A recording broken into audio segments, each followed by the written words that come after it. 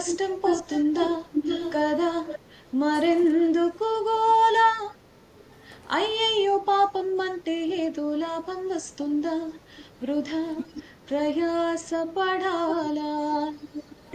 శ్రీ గురుభ్యో నమః. మదిలోని యోచన రెండో అధ్యాయానికి స్వాగతం సుస్వాగతం. ఇవాళ నేను చంద్ర గారు మాట్లాడబోయే సినిమా సీతమ్మ వాకిట్లో సిరిమల్లె చెట్టు. ఆ నవ్వులోనే తెలిసిపోతుంది. It's very close to his heart. So మొట్టమొదటిగా ఆ సినిమా గురించి, అసలు ఆ సినిమా పేరు వింటే మీకేం గుర్తొస్తుంది అన్న దాంతో మొదలు పెడదాం. చెప్పండి. షూర్. యా, అందరికీ నమస్కారం. సీతమ్మ వాకిట్లో సిరిమల్లె చెట్టు నాకు తెలిసి ఒక్క వర్డ్లో చెప్పాలి అంటే సింపుల్ థింగ్స్, సింప్లిసిటీ. సాధారణమైన విషయాలే చాలా గొప్పగా ఉంటాయి అనే అనే ఒక ఆస్పెక్ట్ని వయసు రీత్యా, అంటే చిన్నపిల్లల దగ్గర నుంచి పెద్దవాళ్ళ వరకు కూడా అందరూ ఏ స్థాయిలో, ఎవరి స్థాయిలో వారు ఎంత సింపుల్గా వీలైతే అంత సింపుల్గా సింప్లిఫై చేయడం లైఫ్ని. రోజు చేసే పనులలోంచి, రోజు పొద్దున్నుంచి సాయంత్రం వరకు చేసే ఏ పని నుంచి అయినా మనం దాన్ని ఎలా అనవసరమైన కాంప్లికేషన్స్ చాలా తీసుకొస్తూ ఉంటాం. ఒక స్టూడెంట్గా ఉన్నప్పుడు కానీ, ఒక ఉద్యోగం చేస్తున్నప్పుడు కానీ, ఒక సంసారిగా ఉన్నప్పుడు కానీ, ఎలా ఉన్నా కూడా రకరకాల కాంప్లికేషన్స్ ఉంటాయి, రకరకాల ప్రశ్నలు ఉంటాయి, రకరకాల సమాధానాలు ఎవరి పరిధిని బట్టి వారు వెతుక్కుంటూ ఉంటారు. సో నాకు ఒక లైన్లో డిఫైన్ చేయాలి, it lies the beauty lies in simple things. So that's SVSC for me. Maybe start చేయాలంటే, బట్ ఇంకా డెప్త్గా అంటే మనం మాట్లాడుకుంటూ వెళ్తాము. But I think simplicity is the theme that follows through out the movie. చాలా ప్లేసెస్లో కనిపించకుండా, అంటే కొన్ని చోట్ల నవ్వమంటారు, కొన్ని చోట్ల ఇదంటారు అదంటారు, అవి కూడా ఉంటాయి, అవి ఒక పొర కిందకి వెళ్తే ఉంటాయి. కానీ at the end of the day it's about what makes us human and the simple things that make us human. నాకు అంటే అంతగా ముందు వరకు కూడా నేను ఎక్కువ ఆ సినిమా పాటలు అవన్నీ వినేదాన్ని. కానీ లైక్ రీసెంట్గా ఆఫ్టర్ మా నాన్నగారు చనిపోయిన తర్వాత నేను ఎప్పుడైతే ఆ సినిమా చూసానో, నేను ఆ సినిమా యొక్క పర్స్పెక్టివ్ చాలా డిఫరెంట్గా చూసాను. ఆ, అది అంటే ఆ సినిమాలో అంటే నేను నాకు జరిగిన ఒక ఒక అంటే నేను చాలా రిలేట్ చేసుకున్నాను.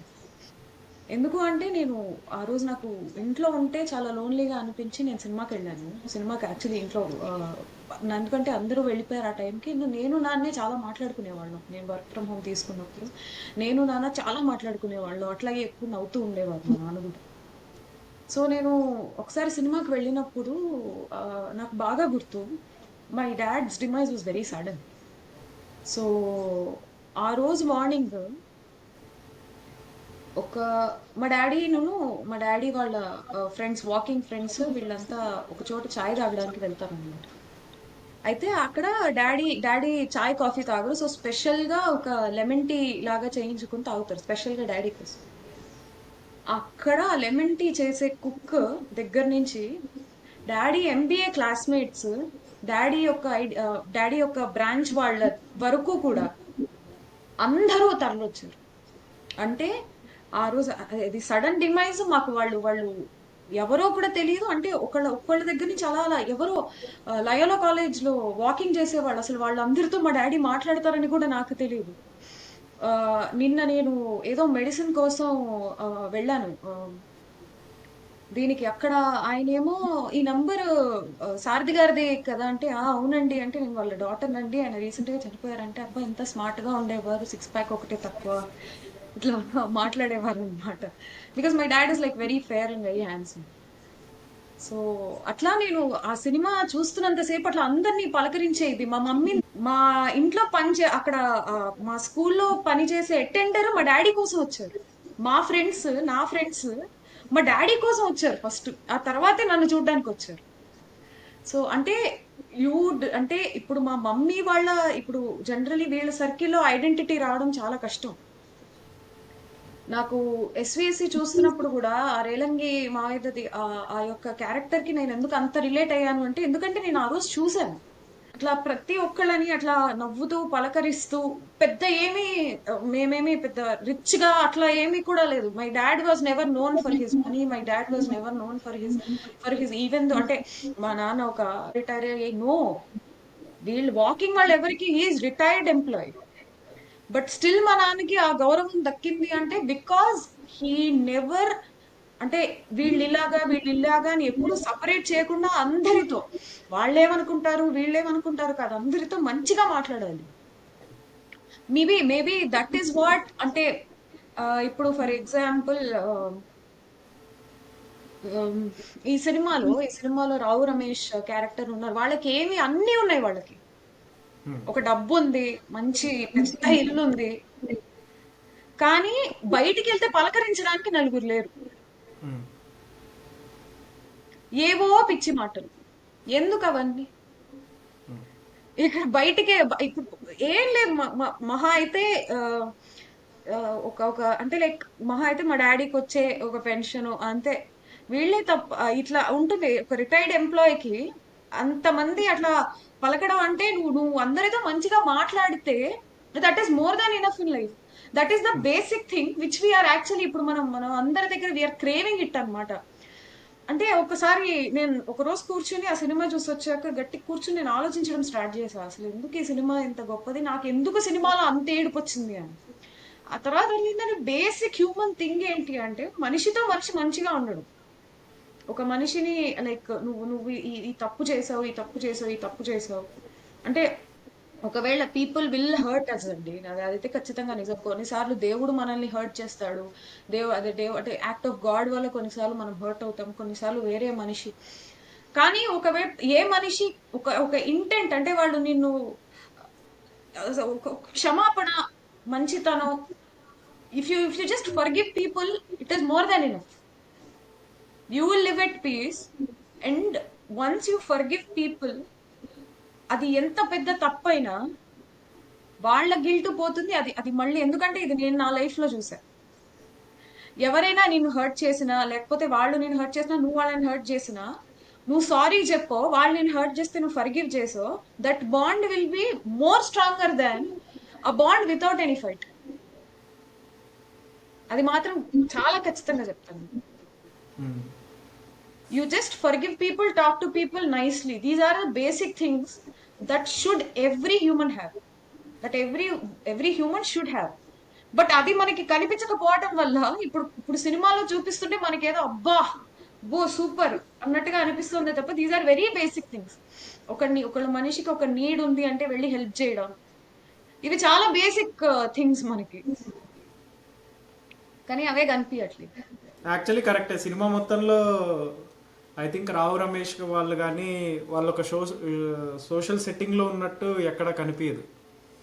ఈయనేమో I think Prakash Raj character I think మరి ఇంటెన్షనల్గా రాశారనుకుంటా సీన్స్ అన్నీ అలాగా. హార్డ్లీ ఎంత ఉంటుంది, వాళ్ళు హోటల్కి వెళ్తారు, అక్కడ కూడా పెద్ద ఇంటరాక్షన్ ఉండదు సోషల్గా లైక్ అదర్ పీపుల్తో. అక్కడ కూడా రావు రమేష్ వాళ్ళ ఫ్యామిలీతోనే మాట్లాడతాడు, మనం చేసే బిల్లుకి హోటల్ వాడు ఇంకో హోటల్ కట్టుకోవాలి అని ఇలా అంటాడు తప్పితే ఎక్కడ సోషల్ ఇంటరాక్షన్ అనేది చూపించారు. ఐ థింక్ లాస్ట్లో ఆ యాక్సిడెంట్ జరిగినప్పుడు ఒకటే పబ్లిక్ సెట్టింగ్లో వాళ్ళు ఉన్నది, రావు రమేష్ వాళ్ళు ఉన్నది. I think that's the loneliness of the అంటే ఫ్యామిలీ పెద్దది, ఇల్లు పెద్దది, but still it's a box అంతే.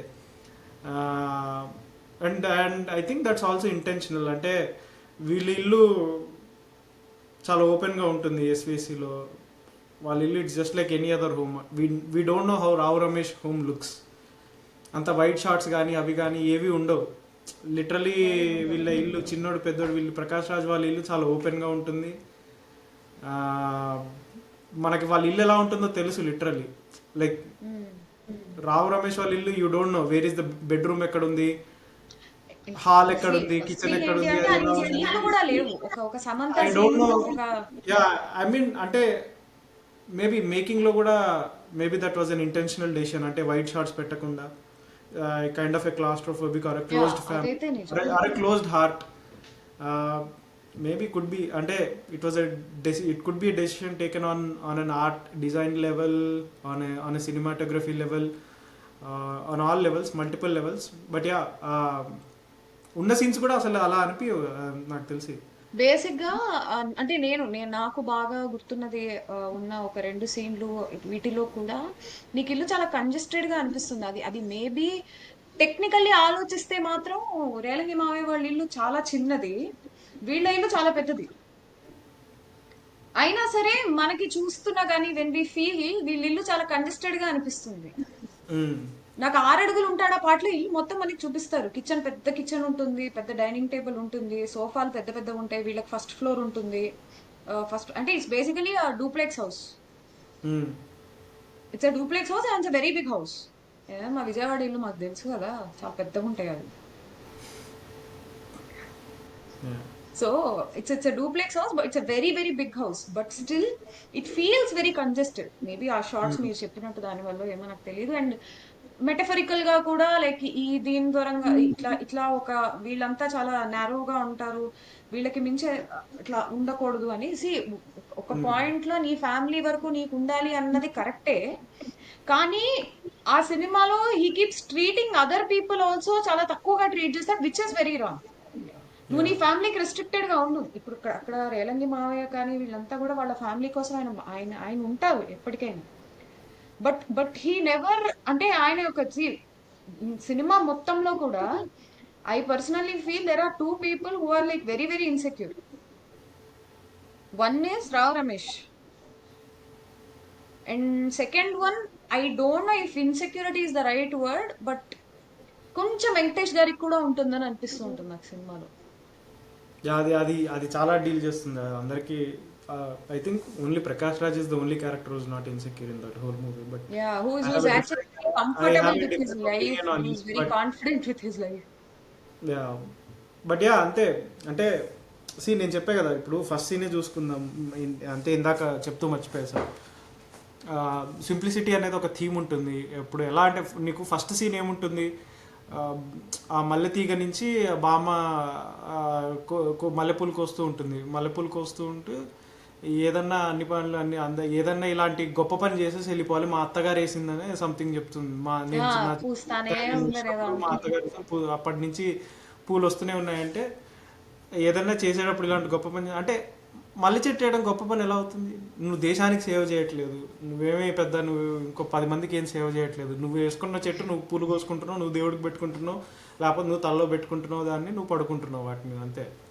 అంతకు మించి మల్లె చెట్టుకి పెద్ద యూటిలిటీ ఉందని తెలియదు మనకు అంత అనుకోం మనం. బట్ మల్లె చెట్టులో గొప్పతనం ఏముంది? సినిమాలో డైలాగ్ అనేది అక్కడి నుంచే స్టార్ట్ అవుతుంది మనకు ఆలోచన అనేది. మల్లె చెట్టు వేయడం గొప్ప పని ఎందుకు అవుతుందంటే నువ్వు ప్రశాంతంగా ఉంటావు ఫస్ట్, నీ పని నువ్వు చూసుకుంటావు, నీ చెట్లు నువ్వు పెంచుకుంటావు, నీకు కావాల్సినప్పుడు అది నీకు డబ్బులు వేస్ట్ చేయదు. అది మల్లెపూలు ఏదో ఒకటి ఇస్తూనే ఉంటుంది. ఒక 2 నీటి చుక్కలు వేస్తావు, నీతో పాటు అది పెరుగుతూ ఉంటుంది, నేను అవుట్లివ్ కూడా చేస్తుంది కొన్నిసార్లు అది చెట్లు. అవుట్లివ్ అంటే నువ్వు చనిపోయాక కూడా అవి చెట్లు బతికే ఉంటాయి. ఓకే. యా. సో అలా అంటే గొప్ప పని ఎందుకు అవుతుంది అంటే that's whole point. It's building ఆ చిన్న చిన్న small things done right lead to great changes అంటే ఇదే అనమాట. అంటే నీ పని నువ్వు చేసుకోవడం, నీ బట్టలు నువ్వు సర్దుకోవడం, నీ కంచెం తీసి నువ్వు సింక్లో వేయడం. సో నీ పని నువ్వు చేసుకోవడం, ఎవరి పని వాళ్ళు చేసుకోవడం, అది ఒక ఫ్యామిలీలో ఉండడం, అది అందరూ కలిసి చేయడం, ఒక వెల్ ఆయిల్డ్ స్ట్రక్చర్గా చేయడమే that is more than enough or what you do can for the whole country, for the humanity also. నువ్వు మానవత్వానికి నువ్వు ఇంకంతకు మించి నేను చేసి నేను ఎవరు అంత గొప్పవాడిగా మావయ్య అంటారు ఇప్పుడు, అందుకే కదా నువ్వేం పెద్ద సెలబ్రిటీలు అయిపోయి ఇవైపోయి అవైపోయి ఎవడు కానక్కర్లేదు సెలబ్రిటీలు. అసలు మనిషిగా ఒక క్షణం బతికితే చాలు మనకు అని చెప్పేసి చెప్తారు కదా. సో అంత గొప్ప సెలబ్రిటీలు అయిపోయి అంత ఏదో సాధించాలి అంటే okay, yeah, I mean I'm living in a capitalistic society. నేను కంప్లైంట్ చేయలేనంత, కానీ still where is the end or what is the end or what is the balance అనేది అర్థం చేసుకోవాలి. I mean someone as great as Steve Jobs himself India వచ్చాక, అతను 17-18 years అప్పుడు India వెళ్ళొచ్చాకనే he talks lot about Paramahansa Yogananda autobiography of a yogi కానీ ఇలాంటి Ramakrishna missions వీటి గురించి ఎక్కువ మాట్లాడతారు. ఎందుకంటే he tells about the simplicity of things. అంటే నేను ఎందుకు ఈ ఎగ్జాంపుల్ ఇస్తున్నా అంటే యూ మైట్ థింక్ అరే we are living in a capitalistic society, how can you think about simple things అని. But the entire philosophy of Steve Jobs or Apple was to design simple things for human beings, make things simple for them. How can you put 1000 songs in a pocket? ఒక Walkmans అనేది 5-10 పాటలు ఉన్న రోజుల్లో ఒక 1000 పాటల్ని నువ్వు పాకెట్లు ఎలా పెడతావు సింపుల్గా అనేదే సాఫిస్టికేషన్. సో అది నువ్వు ఎలా తీసుకురావాలి అనేది, ఆ బ్యాలెన్స్ నువ్వు ఎలా తెచ్చుకోవాలి అనేదే ఒక థాట్ తప్పితే ఐ డోంట్ థింక్, అంటే it's about finding that balance. అంటే మనకు కావాల్సింది మనం చేస్తూ నీకు టెక్నాలజీ ఇంట్రెస్ట్ అయినా, even if you're a hard core capitalist, it's not about building addiction or building thumbnail oriented these things are like ఏదో ట్వీట్ సెన్సేషనలైజేషన్ ఏదో ఉంది కదా ఈ మధ్య జరిగేది. సో అలా కాకుండా అందరూ ప్రశాంతంగా ఎవరి పనులు వాళ్ళు చూసుకుంటూ ఉన్నదేదో చేసుకుంటూ నీకిచ్చిన మెదడుని, మేధస్సుని, ఐ థింక్ దేవుడు అందరికీ ఇచ్చిన అన్నిటికంటే గొప్ప ప్రసాదం ఏంటంటే బుర్ర వాడగలగడమే మనుషులుగా. So what separates humans from other beings is that simplicity. How can we make things simple for us and simple for everyone else around us and simple for the nature also, because you are part of nature. It's not that we are separate from nature or we are on top of nature or something. So అలాగా అక్కడి నుంచి start అవుతుంది. మీరు చెప్పినట్టే, మీరు Steve jobs అది అని చెప్తారు, అలాగే మా నాన్నగారు చెప్తారు.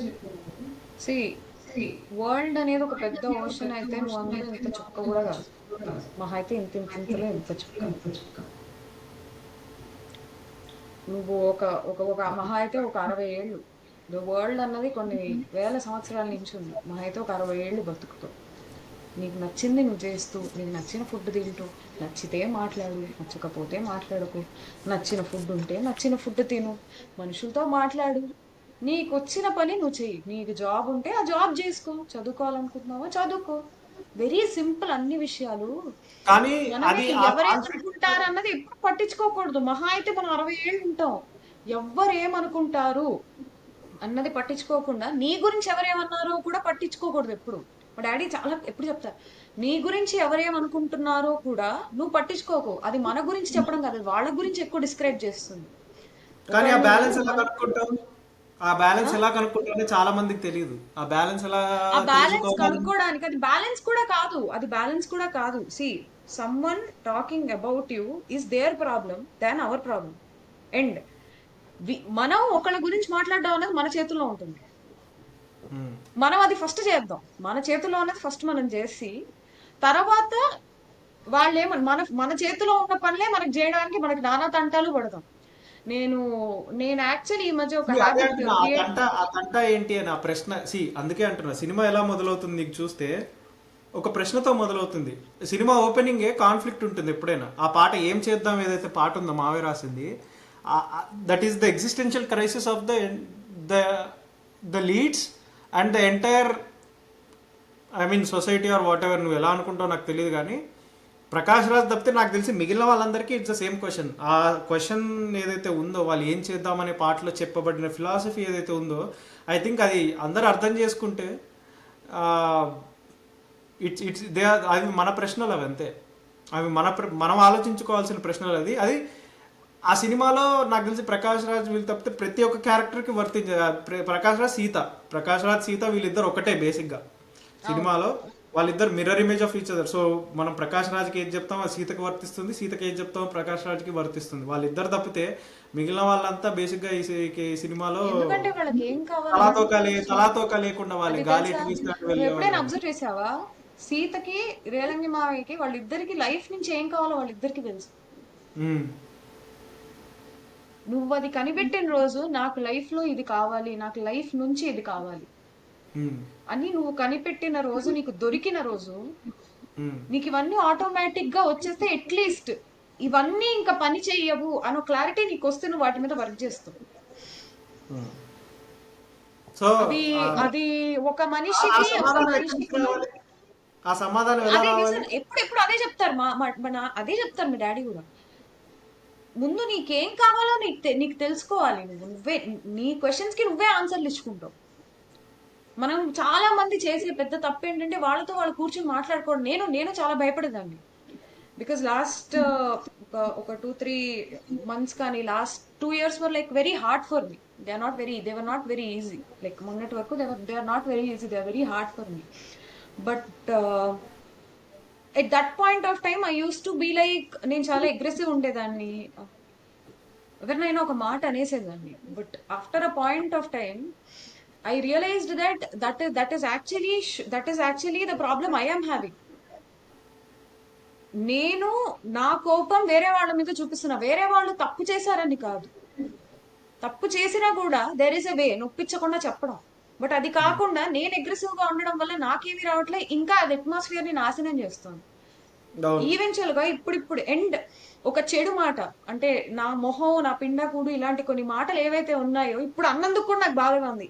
ఇవి ఎప్పుడూ ఇంకా మళ్ళీ నా లైఫ్ లో నేను అనకూడదు అని డిసైడ్ అయ్యాను. ఎందుకు అంటే జరిగే ఒక ఒక ఒక ఒక చెడు ఇన్సిడెంట్ కానీ, బాధ కలిగించే ఇన్సిడెంట్లు ఎలాగో జరుగుతాయి. అది మనం ప్రతిరోజు తలుచుకోవాల్సిన అవసరం లేదు. అదొక హ్యాబిట్ నేను ఇప్పుడు లైఫ్ లో స్టార్ట్ చేశాను. ఇలా ఇలా తప్పు అవును, మాటలు, చెడు ఎందుకంటే మాటలు ప్రకాష్ మాట్లాడాలి. రాజ్ అందులో అంటే సినిమాకి వెనక్కి వస్తే ప్రకాష్ రాజ్ అందులో న్యూస్ పేపర్ తీసుకునేటప్పుడు న్యూస్ పేపర్ వాడు వెళ్ళేటప్పుడు అరే వాడిని ఆపేసి అక్కడే అక్కర్లే ఇక్కడే ఇచ్చేసి ఇది ఏదో అంటాడు. అంటే వెళ్ళే వాళ్ళందరినీ మాట్లాడిస్తూ ఉంటాడు. వెంకటేష్ ఎంట్రీలో చూడు first dialogue good morning sir అంటే ఏం గుడ్ జరిగిందిరా మార్నింగ్ అని. అంటే వాడికి ఏం కావాలి, నీకు ఏం కావాలి, గుడ్ ఏంటని ఎవరికైనా చెప్పి వాడిని అడిగావనుకో, సరే నీకు గుడ్ ఇచ్చేదాకా నీకు గుడ్ మార్నింగ్ అవ్వాలంటే ఏం జరగాలి అని పెద్దోడిని అడిగావనుకో, వాడి దగ్గర సమాధానం ఉండదు. కొత్తగా చెప్పు అంటాడు, ఇదంతా కాదు కొత్తగా చెప్పు అంటాడు. సో వాడు బేసిక్గా ఏంటంటే ఇద్దరిది చిన్నోడిది పెద్దోడిది ఇద్దరికి రెండు ఎస్కేపిజం స్ట్రాటజీస్ ఉంటాయి. అందుకే ఉంటుంది ఇప్పుడు మనం ఏం చేద్దాం అవును. పాట. నేను అబ్జర్వ్, మీకు ఎలాగో చాలా సినిమా తెలుసు కాబట్టి, ఎందుకంటే నాకు ఈ సినిమా అసలు చూసినంత కాలం రేలంగి మావయ్య క్యారెక్టర్ తప్ప మిగతా క్యారెక్టర్స్ ఎందుకో నాకు తెలిసినంత వరకు వెంకటేష్ అనే అతను పీపుల్ ప్లీజర్ కాదు. ఆయనది ఒక డిఫెన్సివ్ మెంటాలిటీ ఉంటుంది వెంకటేష్ గారికి. ఇద్దరికి అంతే యాక్చువల్లీ. మనం మహేష్ బాబు కూడా అనుకుంటాం కానీ ఇద్దరికి అంతే. ఎందుకంటే మళ్ళీ సాహిత్యానికి వస్తే ఆకాశం విరిగినట్టు కాకూడనిదేదో జరిగినట్టు కిం కర్తవ్యం అని కలవరపడడం కొందరి తరహా. అదెవరిది? వెంకటేష్ది.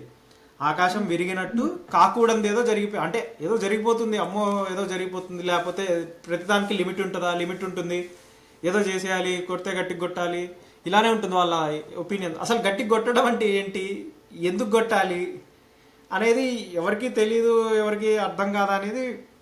బట్ దట్స్ దేర్ క్వశ్చన్ బేసిక్గా. ఆకాశం విరిగినట్టు కాకూడనిది ఏదో జరిగినట్టు కిం కర్తవ్యం అని కలవరపడడం కొందరి తరహా. అవకాశం చూసుకుంటూ ఆటంకాలు ఒడుపుగా దాటుకుంటూ వాటంగా దూసుకుపోతే మేలని కొందరి సలహా. ఏదో తలవడం, వేరే జరగడం, సర్లే అనడమే వేదాంతం, దేన్నో వెతకటం, ఎన్నో అడగడం, ఎప్పుడూ తెమలని రాద్ధాంతం. అంతే. బేసిక్గా అంటే వేదాంతం అంటే ఫిలాసఫీ అనమాట. మావే రాసింది ఫిలాసఫీని ఒక లైన్లో డిస్క్రైబ్ చేసేసారు బేసిక్గా. ఎందుకంటే నీషే చెప్తాడు అనమాట, philosophy is a weak man's weapon అని చెప్పేసి. That is the entire justification actually Hitler gives for doing Holocaust. Jews అందరిని చంపడానికి తన మెయిన్ కాంఫ్లో రాసుకుంటాడు. నీషేస్ ఈ లైన్ ఏదైతే ఉందో, అంటే ఈ కాన్సెప్ట్ ఏదైతే ఉందో, దాన్ని one of his motivations to actually kill everyone అన్న ఒక ఫిలాసాఫికల్. కానీ actually Nietzsche didn't mean that, but the point is philosophy ఎవరు ఎలా అయినా తీసుకోవచ్చు. దట్ డజంట్ మీన్ ఇప్పుడు నీషే గొంతు నొక్కేయాలా, సెన్సార్ చేయాలని కాదు, which is what is happening. But that's an other thing. ఇప్పుడు నేను అది వాటి గురించి మాట్లాడాను కానీ. బట్ యా, నీషే చెప్తాడు ఫిలాసఫీ ఇప్పుడు ఏంటి, ఏదో తలవడం, వేరే జరగడం, సర్లే అనడమే వేదాంతం. నీషే ఏమంటాడు, ఒక స్ట్రాంగ్ మ్యాన్ అంటే తనకు కావాల్సింది సాధించుకునేవాడికి అసలు ఫిలాసఫీ అనేది అవసరం లేదు. దేవుడికి ఫిలాసఫీ అనేది అవసరం లేదు. శంకరాచార్య కూడా అదే రాస్తారు కదా, నా పుణ్యం నా పాపం నా సౌఖ్యం నా దుఃఖం చిదానంద రూప శివోహం శివోహం నా మంత్రో నా తీర్థం నా యజ్ఞాన వేదం అని చెప్పేసి ఇవన్నీ నిర్వాణ శతకంలో రాస్తారు. సో అసలు దేవుడు అనే వాడికి అసలు ఫిలాసఫీ అవసరం లేదు, because he can do what ever he wants. కాలంలో ముందుకు వెళ్ళడు, వెనక్కి వెళ్ళడు, ఏదైనా స్త్రీ పురుష నపుంసకుడు అని కాక అని చెప్పేసి అసలు ఎలా అయినా ఆయన అవతరించగలడు. సో అసలు భగవంతుడు అనేవాడికి ఒక ఫిలాసాఫికల్ జస్టిఫికేషన్ అనేది లేదు. అందుకే నిగమాంత వర్ణిత అంటే వేదాలు ఆయన్ని వర్ణిస్తాయి, వేదాలు వర్ణించలేనివి కూడా ఆయన్నే అంటారు. వేదం మొత్తం చదివినా కూడా ఆయన్ని వర్ణించలేవు. యూ కెనాట్ గెట్ దట్, ఆ స్వరూపాన్ని నువ్వు పట్టలేవు అనమాట. అందుకే ఆయన అరూపరూపి అంటారు, రూపం లేనివాడు భగవంతుడు. సో అలాంటి ఒక స్ట్రాంగ్ పర్సన్, అలాంటి ఒక స్ట్రాంగ్ కాన్సెప్ట్కి, ఎంటిటీకి, మ్యాన్ ఉమెన్ అని కాదు కానీ ఒక ఎంటిటీకి ఫిలాసఫీ అనేది అవసరం లేదు. ఫిలాసఫీ ఎవరికి అవసరం? లిమిటేషన్స్ ఉన్న వాళ్ళకి అవసరం బేసిక్గా. Any limitation. అంటే ఇప్పుడు సూపర్ మ్యాన్ లాంటి వాడికి కూడా యాక్చువల్లీ ఫిలాసఫీ అవసరం, స్పైడర్ మ్యాన్ లాంటి వాడికి, ఎందుకంటే వాడికి కూడా ఫిలాసాఫికల్ కాన్ఫ్లిక్ట్స్ చాలా వస్తుంటాయి. నీ గర్ల్ ఫ్రెండ్ని కాపాడతావా, జనాలందరినీ కాపాడతావా, సంథింగ్ ఇలాంటివే వస్తుంటాయి సినిమాలకు. Most super hero movies conflicts అన్న అలానే ఉంటాయి. కాదు కాదు, నాకు ఒక చిన్న డౌట్. ఫిలాసఫీకి ధర్మానికి తేడా ఏంటి? రెండు ఒకటే కదా. సారీ, ధర్మం. ఫిలాసఫీ అంటే philosophy is a pattern of thought. ఆన్లైన్లో చెప్పాలంటే సింపుల్గా explain, pattern of thought. Okay. ధర్మం is action, acting on that philosophy బేసిక్గా. సో వీళ్ళందరికీ ఫిలాసఫీ అంటే మీరేమంటారు? ఫిలాసఫీ అనే దేవుడికి ఫిలాసఫీ అనేది అక్కర్లేదు, దేవుడికి యాక్ట్ అన్నది అవసరమనా? దేవుడికి కాదు, నీకు దేవుడి వైపు వెళ్తే అది వేరు. దేవుడికి ఫిలాసఫీ అనేది ఉండదు ఆయనకి అసలు. నువ్వు భగవాన్ రమణ మహర్షి పుస్తకాలు చదివినా, ఈ ఆటోబయోగ్రఫీ ఆఫ్ యోగి ఇలాంటివి చదివినా కూడా వాళ్ళకి అసలు ఫిలాసఫీ అనేది అవసరం లేదు. అంటే ఒక ఒక ఒక సేయింగ్ ఉంటుంది అనమాట మన దానిలో, జ్ఞానిని అనుకరించకూడదు, అజ్ఞానిని అనుసరించకూడదు అని ఉంటుంది అనమాట. Don't follow the most wisdom ఉన్న మనిషిని, రమణ మహర్షిని నువ్వు ఫాలో అవ్వలేవు, ఎప్పటికీ ఫాలో అవ్వలేవు. ఆయన చేసినట్టు నేను జంధ్యం తీసేస్తాను, నేను సంధ్యావందనం చేయను అంటే ఆయన దిగంబరంగా తిరిగారు అందరి ముందు. ఆయనకి శరీరం మీద ధ్యాసే లేదు. ఆయనకి సర్కోమా వ్యాధి వచ్చి రక్తం మొత్తం ఇలా కారుతున్నా కూడా ఆయనకేం తెలియలేదు, ఆయన ఒంటి మీద స్పృహ లేదు. ఆ స్థాయి జ్ఞాని నువ్వు అయ్యాక నీకు ఎవడు చెప్పక్కర్లేదు. First point. అద్భుతం జరిగేటప్పుడు ఎవరు గుర్తించరు, తర్వాత గుర్తించాల్సిన అవసరం ఉండదు అన్నట్టు, ఆ జ్ఞానం వచ్చే వరకు నువ్వు అదేంటో నీకు తెలియదు. ఆ జ్ఞానం వచ్చాక నీకు ఎవడు చెప్పాల్సిన అవసరం లేదు. నువ్వు జ్ఞానిని అని ఎవడు సర్టిఫికేషన్ ఇచ్చేవాడు ఎవడు ఉండడు. నీకే అర్థమవుతుంది ఆ స్థాయికి వెళ్ళాక, ఆ మెంటల్ స్టేట్కి వెళ్ళాక. అలానే ఇప్పుడు మనం భాగవతంలో కూడా అంటే, ఇప్పుడు రాముడు కృష్ణుడు రెండు మోస్ట్ కామన్ క్యారెక్టర్స్ ఉంటాయి మన దానిలో. కానీ ఒకళ్ళు చెప్తారు ఇప్పుడు కృష్ణుడు 16,000 మందితో రొమాన్స్ చేశాడు, లేకపోతే శివుడు వీడి కొట్టాడు, ఇవన్నీ చాలామంది చెప్తారనమాట. మరి ఆ గొంతులో విషం ఎందుకు వేసుకోలేవు? కృష్ణుడిలాగా నువ్వు కొండనెళ్ళి చిటికన వేలు మీద కొండ పట్టుకొని 7 పగళ్ళు 7 రాత్రులు ఎందుకు నిల్చోలేవంటే, కృష్ణుడు అలా పుట్టలేడు. ఆయన పుట్టిందే అసలు కౌస్తుభమణితో 4 కాళ్ళు సుదర్శన చక్రంతో వీటితో పుడతాడు ఆయన. సో కృష్ణుడు చెప్పింది చేయాలి కానీ కృష్ణుడు చేసింది చేయకూడదు. కృష్ణుడు ఏదో అమ్మాయిలతో ఇది చేశాడు, అమ్మాయిలతో రాసలీల అనేది చాలా చాలా పెద్ద ఫిలాసఫీ. అది the entire story in Bhagavatam is a different concept all together. So అందుకే జ్ఞానిని అనుకరించకూడదు. డోంట్ డూ వాట్ ఈజ్, అజ్ఞానిని అనుసరించకూడదు. Don't follow a foolish fellow. There is no point. అంటే వాడికి అసలు ఏ కాన్సెప్ట్ ఉండదు, వాడికి ఏం జస్ట్ వితండవాదంతో బతికే వాళ్ళకు ఏం ఫాలో అవ్వాల్సిన అవసరం లేదు అలాంటి వాళ్ళకి. సో జ్ఞాని చెప్పింది చేయాలి. వాళ్ళు చెప్తారు, మంచి చెప్తారు, ఇలా చేయి ఇలా చేయి ఇలా చేయి అంటాడు. కృష్ణుడు ఏం చెప్తాడు, ఇలా చేయి ఇలా చేయి. అందుకే ఆయన చేసినట్టు చేయకూడదు. కానీ మన పురాణంలో రాముడు చేసింది ఎగ్జాక్ట్గా చేయొచ్చు నువ్వు. రాముడు ఏదైతే ఎందుకంటే ఆయన మనిషి. 12 నెలలు వాళ్ళ అమ్మ గర్భంలో, అంటే త్రేతాయుగంలో 12 నెలలు, అప్పుడు మనకి 9 నెలలాగా. సో 12 నెలలు ఉండి పుట్టి మనిషిలానే బతికాడు. మనిషిగానే పుట్టి మనిషిగానే బ్రతికి మనిషిగానే ఎదిగి మహితి చరిత్రను అది మనకి మిగలగలగడం సాధ్యమేనని రాముడే పరంధాముడే తెలిపిన అని ఉంటుంది కదా కృష్ణమందే జగద్గురంలో మావే రాసిన పాటలో. సో అలా ఆయన మనిషిగానే ఉన్నాడు. రాముడు మాట్లాడింది నువ్వు మాట్లాడొచ్చు, రాముడు చేసింది నువ్వు చేయొచ్చు, రాముడు ఎలా అయితే ఆలోచించాడు నువ్వు అలా ఆలోచించవచ్చు. కృష్ణుడు చెప్పింది చెయ్యి, కానీ కృష్ణుడు చేసింది నువ్వు ఎగ్జాక్ట్గా చేస్తా అంటే అది నువ్వు అందుకోగలిగిన స్థితి కాదు అది. సో ఇప్పుడు how do you relate this to Seethamma Vakitlo Sirimalle చెట్టు? How do you relate this to characters in this? Yeah, so అది ఎలా అంటే ఇప్పుడు ఒక లిమిటేషన్, అదే ఫిలాసఫీ అనేది ఇప్పుడు రాముడు అయోధ్యకాండలో ఒకటి ఉంటుంది అనమాట. వాళ్ళ అమ్మకి చెప్తాడు, నిన్న వాళ్ళ ఇలా అడవులకు వెళ్ళమని వాళ్ళ నాన్నగారు చెప్తే వెళ్తూ, నిన్న రాత్రి నాకు రాజ్యం ఇచ్చింది నాన్నగారే, ఇవాళ పొద్దున్న లేచాక అడవులకు వెళ్ళిపోమంటుంది నాన్నగారే. మన కాలోహి బలవాన్ కర్త అని ఉంటుంది, సుందరకాండలో కూడా ఉంటుంది అది ఆ లైన్, అంటే సిమిలర్ లైన్, కాలోహి బలవాన్ కర్త అని. హనుమంతుడు సీతమ్మని చూసి అనుకుంటాడు అనమాట,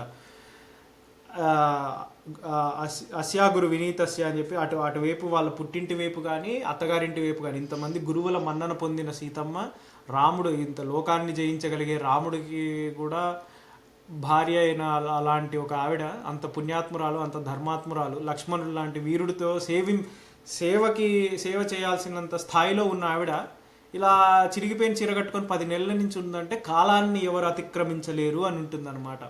ఇదే మాట భీష్ముడు అంటాడు ఎందులో వీటి మీద బాణాల వాటి మీద పడుకున్నప్పుడు అంటాడు యా యా యా భీష్మస్థుతి భాగవతంలో. అదే అంటాడు అంటే పాండవుల కుమారుల్ని వీళ్ళని చంపేసినప్పుడు ఇది గుడారాల్లోకి వెళ్ళి కాలాన్ని ఎవరు జయించలేరు అని చెప్పేసి. టైం అనేది నో వన్ కెన్. రాముడు అయోధ్యకాండలో అదే చెప్తారు, మనం అనుకుంది జరగలేదు అంటే ఇంకెవడెవడో అనుకుంది జరుగుతుంది, అదే ఈశ్వర శాసనం అని చెప్తాడు ఆయన రాముడు. నువ్వు రాముడు మనం వి థింక్ దట్ ఏదో అన్లిమిటెడ్ పొటెన్షియల్ అన్లిమిటెడ్ గాడ్ అని కాదు. మనిషి దేవుడు ఎలా అయ్యాడు అనేది కాన్సెప్ట్, అంతేగాని ఆయన దేవుడుగా పుట్టలేదు ఎప్పుడు. సో ఆయన చెప్తాడు అందులో, మనం అనుకుంది జరగట్లేదు అంటే ఇంకెవరెవరో అనుకున్నది జరుగుతుంది, అదే ఈశ్వర శాసనంగా తీసుకోవాలి మనము అని చెప్పి. అంటే ఏంటి? That is the limitation of any living being. అది వేదాంతం. మనం ఏదో అనుకుంటాము ఇంకేదో అవుతుంది. How to make peace with it? ఎందుకంటే మన ధర్మంలో ఇంకోటి కూడా ఉంటుంది అనమాట, కామము క్రోధము. ఈ రెండింటిని తీరితే కామం, తీరకపోతే క్రోధం. ఒక ఆస్పెక్ట్ని లడ్డు తింటే కామం, తినలేకపోతే క్రోధం, ఫ్రస్ట్రేషన్ వస్తుంది, అంతే. ఒకటే ఆస్పెక్ట్ లడ్డు, అదే the concept is laddu you, అంతే. ఇద్దరే ఉన్నారు అక్కడ, తింటే కామం తినకపోతే క్రోధం, అంతే. సో అలాగా సర్లే ఏదో సరే తినకూడదు కదా, ఇవాళ ఉపవాసం, ఇవాళ ఏకాదశి, సర్లే అనుకోవడమే వేదాంతం. కానీ ఆ వేదాంతంలో ఏది పట్టుకోవాలి ఏది వదలాలి? పట్టు విడిపిలే ధర్మం ఎప్పుడైనా. వాళ్ళ క్వశ్చన్, దేన్నో వెతకడం, ఎన్నో అడగడం, ఎప్పుడూ తెమలని రాద్ధాంతం. ఏం చేద్దాం అనుకుంటే మాత్రం ఏం పొడి చేస్తాం, ఏం చూద్దాం ముందో తెలియని చిత్రం, ఏమందాం మననెవరు అడిగారని ఏమని అంటాం, ఏం విందాం ఎవరేదో చెబితే ఎందుకు వింటాం. అది సినిమాలో కట్ చేశారు కానీ పాడేది అది. ఏం చేద్దాం అనుకుంటే మాత్రం ఏం పొడి చేస్తాం, ఏం చూద్దాం మన ముందే తెలియని చిత్రం, ఏమందాం మననెవరు అడిగారని ఏం విందాం ఎవరేదో చెబితే ఎందుకు వింటాం. అది ఆ లైన్ అనమాట. ఎవరైనా ఇది చెప్తే ఎందుకు వింటాం? మనం ఎవడు మాట వినడు ఇక్కడ. అదే రాసింది మావే అక్కడ. సో అది వాళ్ళిద్దరి కాన్ఫ్లిక్ట్ అదనమాట. అసలు ఏం చేయాలి, ముందే ఉందో తెలియకుండా ఏం చేయాలి అని అనుకుంటాం. వాళ్ళకి తెలుసు వాళ్ళు చేసేది కూడా ఒక రకమైన గాడిలో పడి ఏదో నారాయణ చైతన్య స్టూడెంట్స్ లాగా వెళ్ళిపోవడం ఒక ప్యాటర్న్లో తప్పితే, వాళ్ళకు కూడా తెలుసు వాళ్ళకు ఒక క్లారిటీ లేదు జీవితం మీద. లైక్ ఎందుకంటే ఇప్పుడు చాలా మంది పెడతారనమాట, ఏది అంటే నేను అబ్జర్వ్ చేసిన ఒక సీన్ చెప్తా. అంటే ఈ పాట ఉంది కదా, ఏం చేద్దాం ఆకాశం విరిగినట్టుగా పాట. సో సినిమా ఫస్ట్ స్టార్టింగ్ లో కోట శ్రీనివాసరావు గారి దగ్గర వెంకటేష్ గారితో సీన్ ఉంటుంది. అక్కడ ఏంటి అంటే, నేను అలాగే ఉంటాను ఓకే అన్నట్టుగా ఫస్ట్ వెంకటేష్ ఆర్క్ స్టార్ట్ అవుతుంది. కానీ మహేష్ బాబు ఆర్క్ ఎండ్ అవుతుంది చూడు, ఏది గూగుల్ ఇంటర్వ్యూకి వెళ్ళినప్పుడు, నీ స్మైల్ కరెక్ట్ గా లేదు అంటారు. లేదు సార్ బాగానే నవ్వుతున్నాను అని ట్రై చేస్తాడు. అంటే that is what Mahesh Babu's qualities. Mahesh Babu ఇప్పుడు ఇలా వెంకటేష్ లాగా అనిపించింది చెప్పాడు. Mahesh tries to be, but that is where Mahesh అంటే ఒక రకమైన ఇంకా ఆయన బ్రేక్, అదే హిల్ బ్రేక్ అన్నమాట, బర్స్ట్ అవుట్ అయిపోతాడు. నవ్వితే నవ్వుతా, ఏడిస్తే ఏడుస్తావు, నవ్వాల్సి వచ్చిన అదే నవ్వాలనుకుంటే నవ్వాలనిపిస్తే నవ్వాలి, ఏడవాలనిపిస్తే ఏడవాలి. నువ్వు ఇచ్చే బోడీ ₹1,00,000 కోసం నేనేం నువ్వు చెప్పినట్టుగా చూస్తూ కూర్చోవాలా అని చెప్పి బయటికి వెళ్ళిపోతాడు ఇంటర్వ్యూ బయట నుంచి. అదే మహేష్ బాబు ఫస్ట్ ఏం పాడతాడు చూడు ఈ పాటలో, ఫాలో పదుగురి బాట, బోలో నలుగురి మాట, లోలో కలవర పాట, దాంతో గడవదు పూట అంటాడు. లోలో కలవర పాట అయినా దాంతో గడవదరా నీకు పూట అంటాడు. అంటే అప్పుడు మహేష్ బాబు కూడా చెప్తాడు, ఏమున్నా లోపల ఉన్న దిగమింగుకో అని చెప్పేసి. తన వరకు వస్తే కానీ వాడి వరకు వస్తే కానీ వాడికి అర్థం కాలేదు చిన్నోడికి. వాడే చెప్తాడు, ఏముంది నలుగురు చెప్తుంది చేసేసేయి అలా వెళ్ళిపో, లోలో కలవర బాట దాంతో గడవదు పూట అంటే వాడు చెప్తాడు, పూట గడవాలంటే నువ్వు లోలో ఏముందో అది సప్రెస్ చేసుకోవాలి, వాట్ ఎవర్ నటించాలి, ఇదే ఇటా అటా అని ప్రతి ఒక్క దారిని నిలేసి అడగకు సహోదర, ఇదే ఇటే అని ప్రమాణ పూర్తిగా తెగేసి చెప్పేదెలాగరా, ఇది గ్రహించినారి మహాజనం. సో సిమెంట్ పూతల సహారెడారి నిలవడం కుదరదే కదలరా అంటాడు. అదే మహేష్ బాబు ఇంటర్వ్యూ తర్వాత ఆగిపోతాడు. ఎవరైతే చెప్తారో నువ్వు ఇది చేయి, నువ్వు ఇది చేయి చెప్పడానికి ఎవడైనా చెప్తాడు. వాడి వరకు వస్తే కానీ వాడికి అర్థం కాలేదు ఎందుకు నవ్వలేరు బయటి మనుషులు, ఎందుకు అసలు ఏది ఇంపార్టెంట్ అనేది వాడికి అప్పుడు అర్థమవుతూ ఉంటుంది. ఓ బయట నువ్వు ఎంత బాగానే ఉన్నా కూడా వాడికి కావాల్సిన ఇంటర్వ్యూ వచ్చినా కూడా నీకు కావాల్సిన ఇంటర్వ్యూ వచ్చింది, నీకు కావాల్సిన లిటరలీ వాడికి కావాల్సినట్టు వాడి ఫిలాసఫీ పాటలో హెచ్ఆర్ రౌండ్ కి వాడు వెళ్తాడు, పాటించే అవ్వమంటారు అంతే. సెలెక్ట్ అవుతాడు, హెచ్ఆర్ రౌండ్ కి వెళ్తాడు, జస్ట్ అవ్వమంటారు అంతే. యా సో వాడికి కావాల్సింది వాడికి వచ్చేసిన ఒక అడుగు ముందు దూరంలో ఉన్నా కూడా వాడి లోపల ఉన్నది ఒప్పుకోలేదు, ఆత్మవంచన చేసుకోలేకపోయాడు. ఎంత ఎంత ఇదిగా ఉన్నా కూడా చివరికి అదే అంటారు కదా, నువ్వు ఎంతమందికి అబద్ధం చెప్పుకుంటూ బతికినా నీకు నువ్వు అబద్ధం, నిన్ను దాటి నువ్వు ఎప్పుడు ఎదగలేవు, మనల్ని దాటి మనం ఎప్పుడూ వెళ్ళలేము. అందుకే మావి వేదం పాటలో నోవార్ నెవర్ పాటలో రాసు, నీతో నువ్వు కలహిస్తూ నిత్యం నిన్ను నువ్వే గెలిపిస్తూ సమయంపై చిరకాలం చెరగని సంతకాన్ని పెట్టు, నువ్వు ఆగిన చోటే కాలం ఆగుతుంది అంటూ అని చెప్పేసి. సో నిన్ను దాటి నువ్వు వెళ్ళలేవు ఎప్పుడైనా, మనల్ని దాటి మనం ఎప్పుడు వెళ్ళలేవు. నీ సో అదే అదే చేస్తాడనమాట. ఎన్నో పనులని చేస్తాం, ఏవో పరుగులు తీస్తాం, హూహూ సతమతం అవుతాం, ఓహో బతుకిదే అంటాం, అడంగు తెలియని ప్రయాణమే యుగ యుగాలుగా మన అయోమయం, వెనక్కు తిరగని ప్రవాహమే ఏ తుఫాను తరిమిన ప్రతీక్షణం, ఇది పుటుక్కు జరజర డుబుక్కుమే అడక్కు అది ఒక రహస్యమే, ఫలాన బదులని తెలియని ప్రశ్నలు అడగడం అలగడం తగదురా. ఫలాన బదులని తెలియని ప్రశ్నలు అడగడం అలగడం తగదురా. అది ఇదంటూ ఆన్సర్ లేని క్వశ్చన్స్ నువ్వు అడిగి నువ్వేం చేస్తావు, నీ జీవితంలో ఏం సాధిస్తావు? ఎందుకంటే అసలు పాయింట్ ఏంటంటే పోనీ వీళ్ళకి తెలుసా అంటే వీళ్ళకి ఆన్సర్ తెలియదు. సో ఒక డిఫెన్స్ మెకానిజం ఇది వీళ్ళకి. నువ్వు ముందు ఏం చేస్తావు అంటే ఎవడు ఏం చేయలేడు కదా, ప్రతిదానికి ఏం చేయలేదు, ఏదో చేస్తా గట్టికి కొడతా నేను అని చెప్తూ ఉంటారు తప్పితే వీళ్ళకి నిజంగా ఆన్సర్ చెప్పలేదు. నిజంగా ఆ క్వశ్చన్ అడిగితే వీళ్ళకి ఎవరైనా, అదే నువ్వు ఏదో రేలంగి మాయనో వీళ్ళని అడిగితే, సీతను అడిగితే they can answer it at least 90% or 95% or 100%. But వీళ్ళిద్దరు ఒక డిఫెన్స్ మెకానిజం బిల్డ్ చేసుకుంటారు అనమాట, వాళ్ళ ఇన్సెక్యూరిటీ. ఎందుకంటే ఇందాక చెప్తున్నా కదా, ఈ ఎస్విఎస్సిలో చాలా మంది మీమ్స్లో వీళ్ళలో కూడా అడిగారు కదా, వాడంతా ఉంటారు, వాడు కొబ్బరి తోటలు ఉంటాయి, వాడికి ఇది ఉంటాయి, వాడికి అది ఉంటాయి,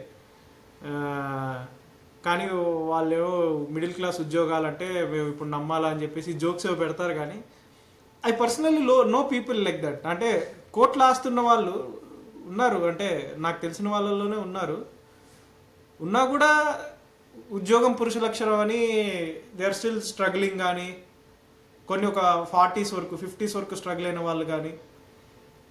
so I know those people. అంటే ఆస్తితో ఏం సంబంధం లేదు, అది it has something to do with ఒక సోషల్ ప్రెషర్, ఒక సోషల్ వ్యాలిడేషన్. ఉద్యోగం చేయాలి, లేకపోతే ఇలా ఉండాలి, మనకంటూ ఏదో ఒకటి సంపాదించుకోవాలి. 25,000 30,000 ఇచ్చినా కూడా నాకు తెలిసి వాళ్ళు వెళ్ళి వాళ్ళ ఇప్పుడు పొలాల్లో పని చేసినా ఏం చేసినా ఉన్న అగ్రికల్చర్ ల్యాండ్స్ కానీ ఉన్న ఇంటిని సరిగ్గా చూసుకొని ఏదైనా చేసినా కూడా I'm sure they would have earned more than that. But ఏదో సినిమాలో కూడా ఉంటుంది, వింటాం కదా బయట, మావాడు నువ్వు నాకు నచ్చాలంటుండు, పాకిస్తాన్ వెళ్ళి చేసినా కూడా ఫారెన్లో ఉన్నాను గొప్పగా చెప్పుకుంటా అని చెప్పేసి. So that's the kind of fantasy people live in. Like okay, హైదరాబాద్లో ఏదో 25,000 వాడు నాకు తెలిసి 50,000 సంపాదిస్తాడు ఊర్లో ఉంటే. బట్ మనదంటే ఏదో వదిలేసి 25,000 కోసం నువ్వు కష్టపడే అంటే దట్ హ్యాపెన్స్. నేను నా పర్సనల్గా నాకు తెలుసు అలాంటి వాళ్ళు. సో దాని ఆస్తికి ఏం సంబంధం లేదు, వాళ్ళ ఇన్సెక్యూరిటీకి, ఆస్తికి, వాళ్ళ అంతస్తుకి నాకు ఏమీ సంబంధం ఉండదు. ఇట్ ఈస్ జస్ట్ దట్ వాళ్ళు ఏదో కట్టికి కొట్టాలి, ఏదో చేసేయాలి, అందరితో పాటు ప్రవాహంలో మనము వెళ్ళాలి. మనము 700 కోట్ల మందిలో ఎవరికి తెలియని వాళ్ళ లిస్టులో ఒకటికే బతుకుతూ మిగిలిపోకే కామన్ మ్యాన్ అని రాస్తారు కదా మా అందులో. ఏముందని ఎదురు అంతనా, అది భవితకై టెన్షన్లో నువ్వు సంథింగ్ ఏదో ఉంటుంది, అలాగా బాగుంటుంది అది.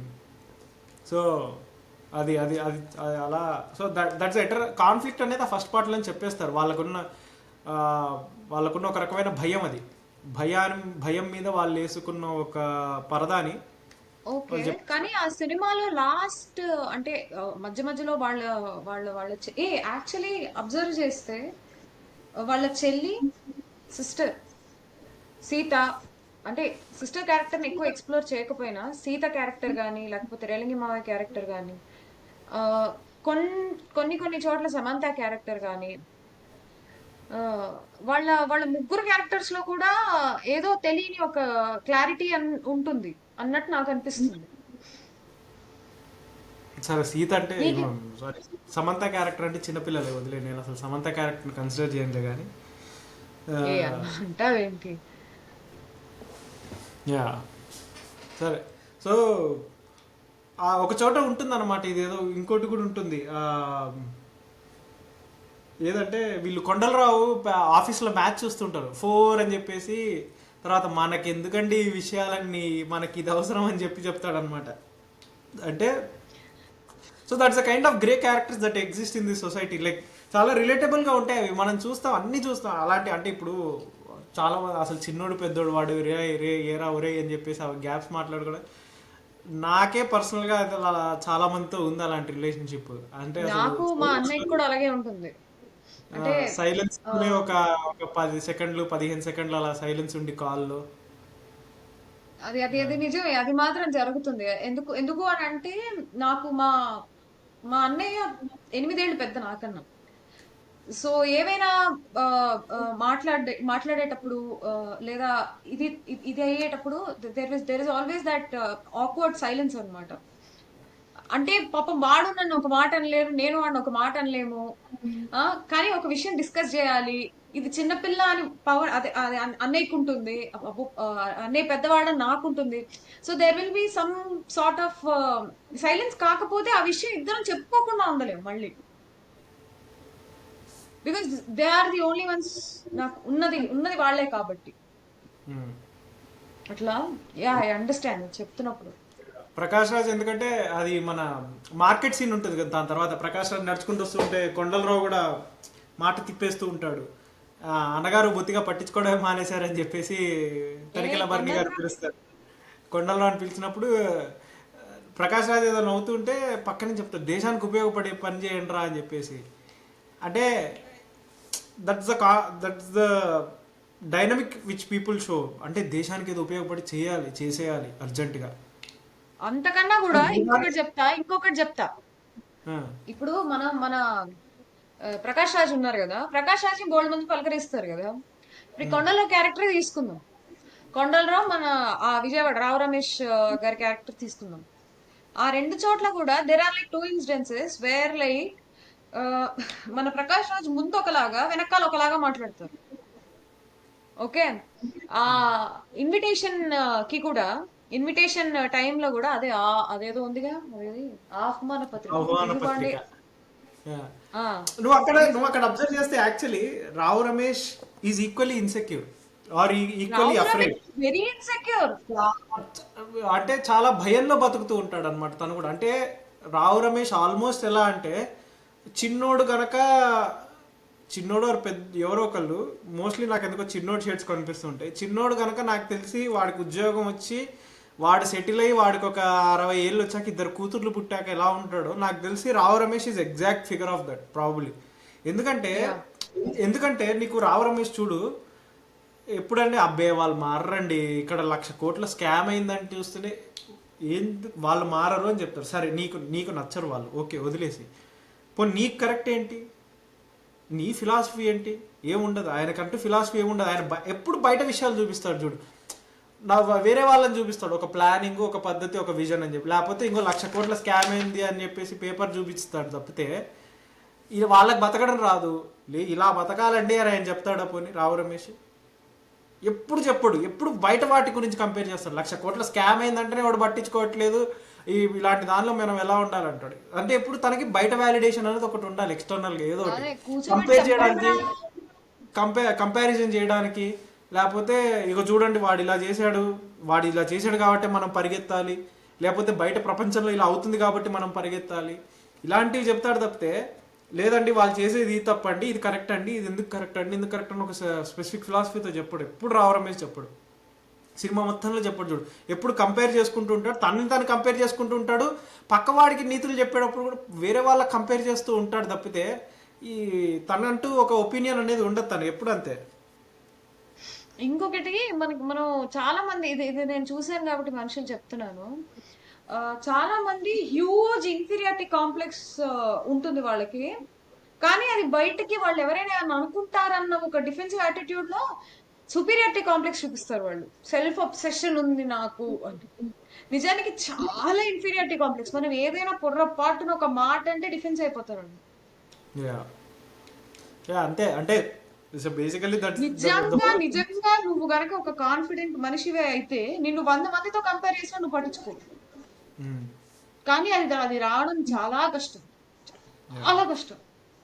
అంటే ఈజీనే మనకున్న ఈ సోర్సెస్, బట్ ఎవడు గత 800 ఏళ్ళుగా చదవడం మానేసి సర్లే, ఒక మనిషి మంచిగా మాట్లాడడం పెద్ద గొప్ప విషయాల్లో చెప్పుకుంటున్నాం మనం, దాన్ని గ్లోరిఫై చేసి ఆ నిన్ను నువ్వు పాసిఫై చేసుకోవడం, నీకు నువ్వు నచ్చడం, నీకు దేవుడిచ్చిన క్వాలిటీస్ తో నువ్వు కాన్ఫిడెంట్ గా ఉండడం దానికన్నా పెద్ద విషయం. అది రావడం అందరికీ సులభం కాదు. అంటే మనం అంటే మనం ఇప్పుడు మనం అక్బర్ మనకి బీర్బల్ తెలిసిన వాళ్ళు బీర్బల్ స్టోరీలో ఒకటి ఉంటుంది, చిన్న గీత పక్కన పెద్ద గీత అని. ఒక గీతని చిన్న చేయాలి అంటే దాని పక్కన ఒక పెద్ద గీత వేసేస్తే ముందు గీత చిన్నదవుతుందని చెప్తారు. బట్ నేను చెప్పేది ఏంటి అంటే, ఏ గీత అందం దాందే. మనం ఎప్పుడు కూడా అంటే ఎదుటి మనిషిని తక్కువ చేసి మాట్లాడి మన ఇన్సెక్యూరిటీని మనం ప్యాసిఫై, ఇట్లా 100 మంది 90% అలాగే ఉంటారు.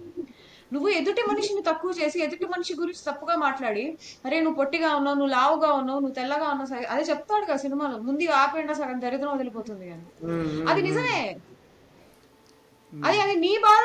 ఇప్పుడు నేను లావుగా ఉన్నానని నాకు ఇన్సెక్యూరిటీ ఉందనుకో, నేను ఎదుటి మనిషి ఎవరైనా నల్లగా ఉన్నారనుకో, నేను వాడి దగ్గరికి వెళ్ళి నువ్వు కొంచెం నల్లగా ఉన్నావు, ఏంటి రంగు తగ్గావు ఈ మధ్య అని అంటే, అమ్మయ్యా నేను లావుగా ఉన్నా పర్వాలేదు అని నిన్ను నువ్వు ప్యాసిఫై అట్లుంటుంది.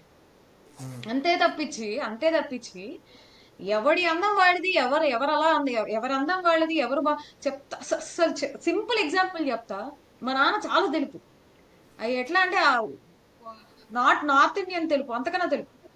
ఎక్కడైనా ఫంక్షన్కి వెళ్తే ఎంతైనా మన పిల్లలకి మన సార్ రంగు రాలేదు అని చెప్తారు.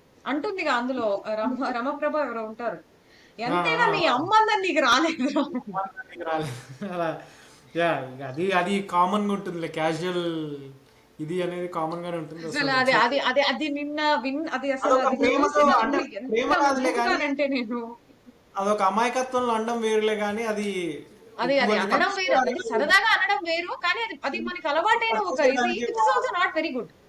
వాడడం వేరు. యా ఇంకో ఎందుకంటే అది అది వాడి కూడా పెళ్లి చూపులు ఇలాంటి వాటిల విషయాల్లో చాలా పెద్ద భారమే కూర్చుంది ఇవాళ రేపు ఉన్న సమాజానికి. అంటే నడక చూసో ఇలా చూసో అదంత మంచి పద్ధతి ఏం కాదు. అంటే మంచిది అవ్వకుండా పోయింది, అది బాధాకరం అది. బట్ యా ఎందుకంటే మావే అదే కదా రాసేది. ఇప్పుడు ముకుందాలో రాస్తారు, నీది అన్న నిర్వచనం ఇచ్చుకో జీవితానికి ఏం చేసినా అని చెప్పేసి. ఆ నీది అన్న నిర్వచనం ఏంటి అనేది రావు రమేష్ ఎప్పటికీ ఇచ్చుకోలేడు తన జీవితానికి ఏంటి అనేది హీ డజంట్ నో ఇట్. అదే చెప్పే కదా, చిన్నోడు పెద్దోడు నాకు తెలిసి పెళ్ళిళ్ళు అయిపోయి ఉంటే వాళ్ళు అలానే ఉండేవారేమో. సో అందుకే అప్పుడు అదే చెప్తాడు, అందుకే కాదు శాస్త్రి గారు, ఒక్క నిమిషం. అది కాదు, నాకు ఒకటి అనిపిస్తుంది.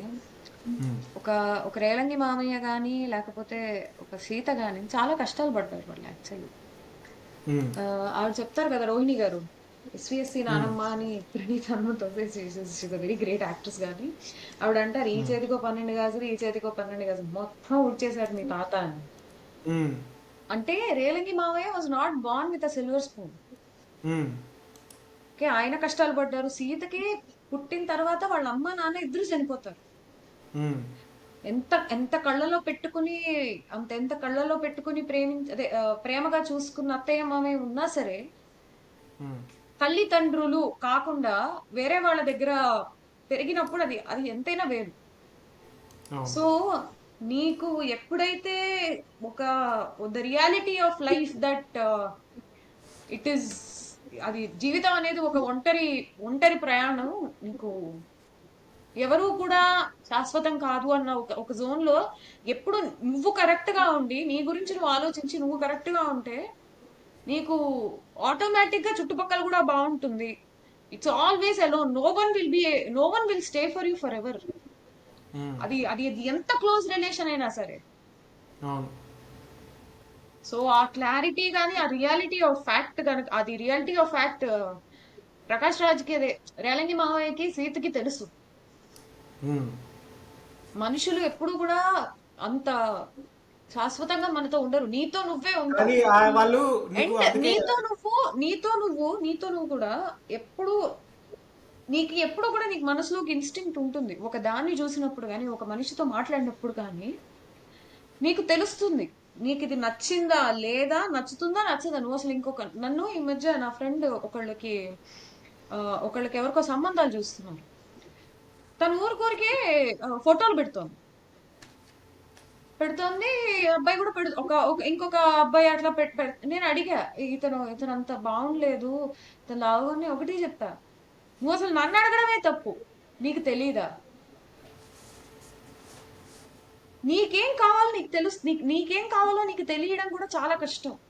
ఎందుకో మనకేం కావాలో మనకు తెలుసు, ఓకే. కానీ దాన్ని అదే చెప్పారుగా, యాక్షన్ అని చెప్పావు కదా, ధర్మం. దాన్ని నువ్వు యాక్షన్ లోకి తీసుకొచ్చేటప్పుడు నీకు 100 మంది ఉంటారు చుట్టుపక్కల, ప్రతి ఒక్కరు చెప్తారు ఇది చేయి, అది చేయి, అది చేయి, ఇది చేయి, అండ్ వాళ్ళు చెప్పి వెళ్ళిపోతారు. దానివల్ల నీకు ఏ కాన్సిక్వెన్సెస్ వస్తాయో అది మళ్ళీ నీదే ప్రాబ్లం. సో నీకేం కావాలో నీకు తెలిసినప్పుడు, హాఫ్ నాలెడ్జ్ అయినా ఫుల్, ఒక డెసిషన్ తీసుకున్నప్పుడు నీకున్న నాలెడ్జ్, నువ్వు నాలెడ్జ్ ని ఎక్వైర్ చేయి. నేను ఇప్పుడు నా యొక్క MBA క్లాస్ లో కూడా అదే చెప్తారు. నీకు రేపు 10ంటికి నువ్వు ఒక డెసిషన్ చెప్పాలి అనుకో, 9:50 వరకు డెసిషన్ 1 సెకండ్, 9:50 వరకు మార్కెట్ రీసెర్చ్ చేయి. నీకు ఇది ఎంత మార్కెట్ రీసెర్చ్ చేసి 9:50కి డెసిషన్ తీసుకో. ఒక్కసారి ఆ డెసిషన్ 9:50కి తీసుకున్నాక 10 దాటాక కూడా నువ్వు డెసిషన్ మార్చుకోవద్దు. సో ప్రతి చోట ఎవ్రీ సింగిల్ పాయింట్ లో కూడా రేలంగి మావయ్యకి సీతకి వీళ్ళందరికీ కూడా వాళ్ళు ఇప్పుడు సీత ఉందనుకో, ఆ రోజు పెళ్లి చూపులకి వస్తుంది కదా, చీర కట్టుకుని రెడీ అయి కూర్చుంటుంది కదా. సో సీతకి ఈ పర్టికులర్ సంబంధం అనేది ఇష్టం ఉండదు, వెరీ గుడ్. కానీ దానికి తెలుసు ఇది జరగదు అని, దానికి పెద్దోడే కరెక్ట్, పెద్దోడే కావాలి అని దానికి తెలుసు. నన్ను ఇప్పుడు పిలుస్తారని కూడా దానికి తెలుసు, తన గురించి దానికి తెలుసు, వెంకటేష్ గురించి కూడా దానికి తెలుసు. అండ్ నాకు బాగా గుర్తున్న ఇంకొకటి ఏంటంటే, ఆ రోజు వచ్చి వెంకటేష్ వస్తాడు కదా, మొహాన బొట్టు, అదే చీర, తల్లో పూలు, గుళ్ళో పోలేరమ్మ అని ఏదో అంటారు. పోలేరమ్మా అంటే అది యాక్చువల్లీ తను అన్నప్పుడు సీత పరిగెత్తుకుంటూ వెళ్ళి రేలంగి మావయ్యకి చెప్తుంది, కాదు మావయ్య మా ఇంటికి పిలవకూడదు అనుకుంటా అంటూ ఉంటే పిలుస్తాడు అనమాట. పిలిస్తే వెంకటేష్ అది పెళ్లి అప్పుడు చూపులు. పెళ్లి చూపులు అప్పుడు ఏడుస్తుంది తర్వాత. ఎందుకంటే that's actually the first time she got a confirmation that he's in love with her. ఎందుకంటే అప్పటి వరకు అసలు ఎక్కడ పిలిచినా కూడా ఆ, అందరూ ఉన్నప్పుడు పిలుస్తాడు, సారీ ఎవరు లేనప్పుడు ఓన్లీ కుటుంబ సభ్యుల మధ్య పిలుస్తాడు తప్పితే, అందరూ ఉన్నప్పుడు మధ్యలో పెళ్ళి అవుతుందని తెలిసి కూడా పిలిచాడు అంటే అందుకే ఏడుస్తుంది. కాసేపు సీత మీద షార్ట్ ఉంచుతారనమాట వెంకటేష్ వెళ్ళిపోయాక కూడా. పెద్దోడు వెళ్ళిపోయాక కూడా ఆ షార్ట్ కాసేపు ఎందుకు ఉంటుందంటే ఏడుస్తుంది, ఏడిచి కొద్దిగా ఇలా తుడుచుకుంటుంది అనమాట. తుడుచుకుండా, ఎందుకంటే that's the first time she gets a confirmation that okay. కానీ తను అప్పుడు చెప్తుంది కదా సినిమాలో ముందే, ఒక్కసారి పేరు పెట్టి పిలవమని అప్పుడు పెళ్లి చేసుకుంటా అని చెప్పేసి. సో తను ఇచ్చిన మాట తన పంత తప్పదు కాబట్టి సీతని పిలిచే వరకు ఆగుతుంది. కానీ తన కన్ఫర్మేషన్ వచ్చేది అప్పుడు వస్తుంది అనమాట. కానీ ఫస్ట్ సీన్ లోనే ఇప్పుడు నేను ఒకటి చెప్తాను. చాలా మందికి ఎక్స్ప్రెస్ చేయటం రాదు, ఓకే. ఇది నేను ఎందుకు చెప్తున్నాను అంటే నాకు చాలా లేట్ గా అర్థమైంది అనమాట. యాక్చువల్లీ మహేష్ బాబుకి కూడా రా సినిమాలో, అందుకే వేరే వాళ్ళ పేరు వాడుతూ ఉంటాడు. అది నువ్వు అది చూసావనుకో తనకు అన్వయించుకోకుండా, ఎందుకు సేమ్ థింగ్, తనలో ఉన్న భయాల్ని, తనలో ఉన్న ఇష్టాన్ని, తన ఫీలింగ్స్ ఎక్స్ప్రెస్ చేసుకోలేక ఇంకో నడ్డు పెట్టి చెప్తూ ఉంటాడు. అందుకే లాస్ట్కి చెప్తాడు ఈసారి నేనే అని చెప్పేసి. సో అలాగా అరే ఓ ఐన్స్టైన్ ఇప్పుడు చెప్తా, పోలేరమ్మా అని అంటాడు కదా, what Venkatesh try to says, అబ్బాయి ఎంత బాగున్నావు అంటే వెంకటేష్ చాలా హ్యాపీ ఫీల్ అవుతాడు తన్ని చూసి. వాళ్ళ అమ్మని చూడడు, వాళ్ళ బామ్మని చూడడు. సీతని పిలుస్తాడు, సీతని పిలిచి, ఎందుకంటే అమ్మ అని పిలిచి, అమ్మ టవల్, ఇప్పుడు జనరల్లీ మా ఇంట్లో వర్షు టవల్ అని ఎవరు పిలవరు, అమ్మ అనే పిలుస్తారు అందరూ. మా అందరికి అమ్మ అమ్మ అమ్మే ఫస్ట్. కానీ ఏ సీత అంటే దేవ్ ఆల్రెడీ లైక్ వాళ్ళు అలాగే బతుకుతున్నారు, భార్య భర్తలానే బతుకుతున్నారు వాళ్ళు. నాకు అది అది యాక్చువల్లీ ఆ ఫస్ట్ సీన్ చాలా ఇష్టం అండి. అక్కడికి వెళ్ళగానే మొహం చూసి వెంకటేష్ నవ్విన తర్వాత సీత పరిగెత్తుకుంటూ వెళ్ళి, మావయ్య మీకు విషయం చెప్పాను, పెద్దోడు ఉద్యోగం మానేశాడు అంటే. ఫస్ట్ టైం చెప్పినప్పుడు అవును.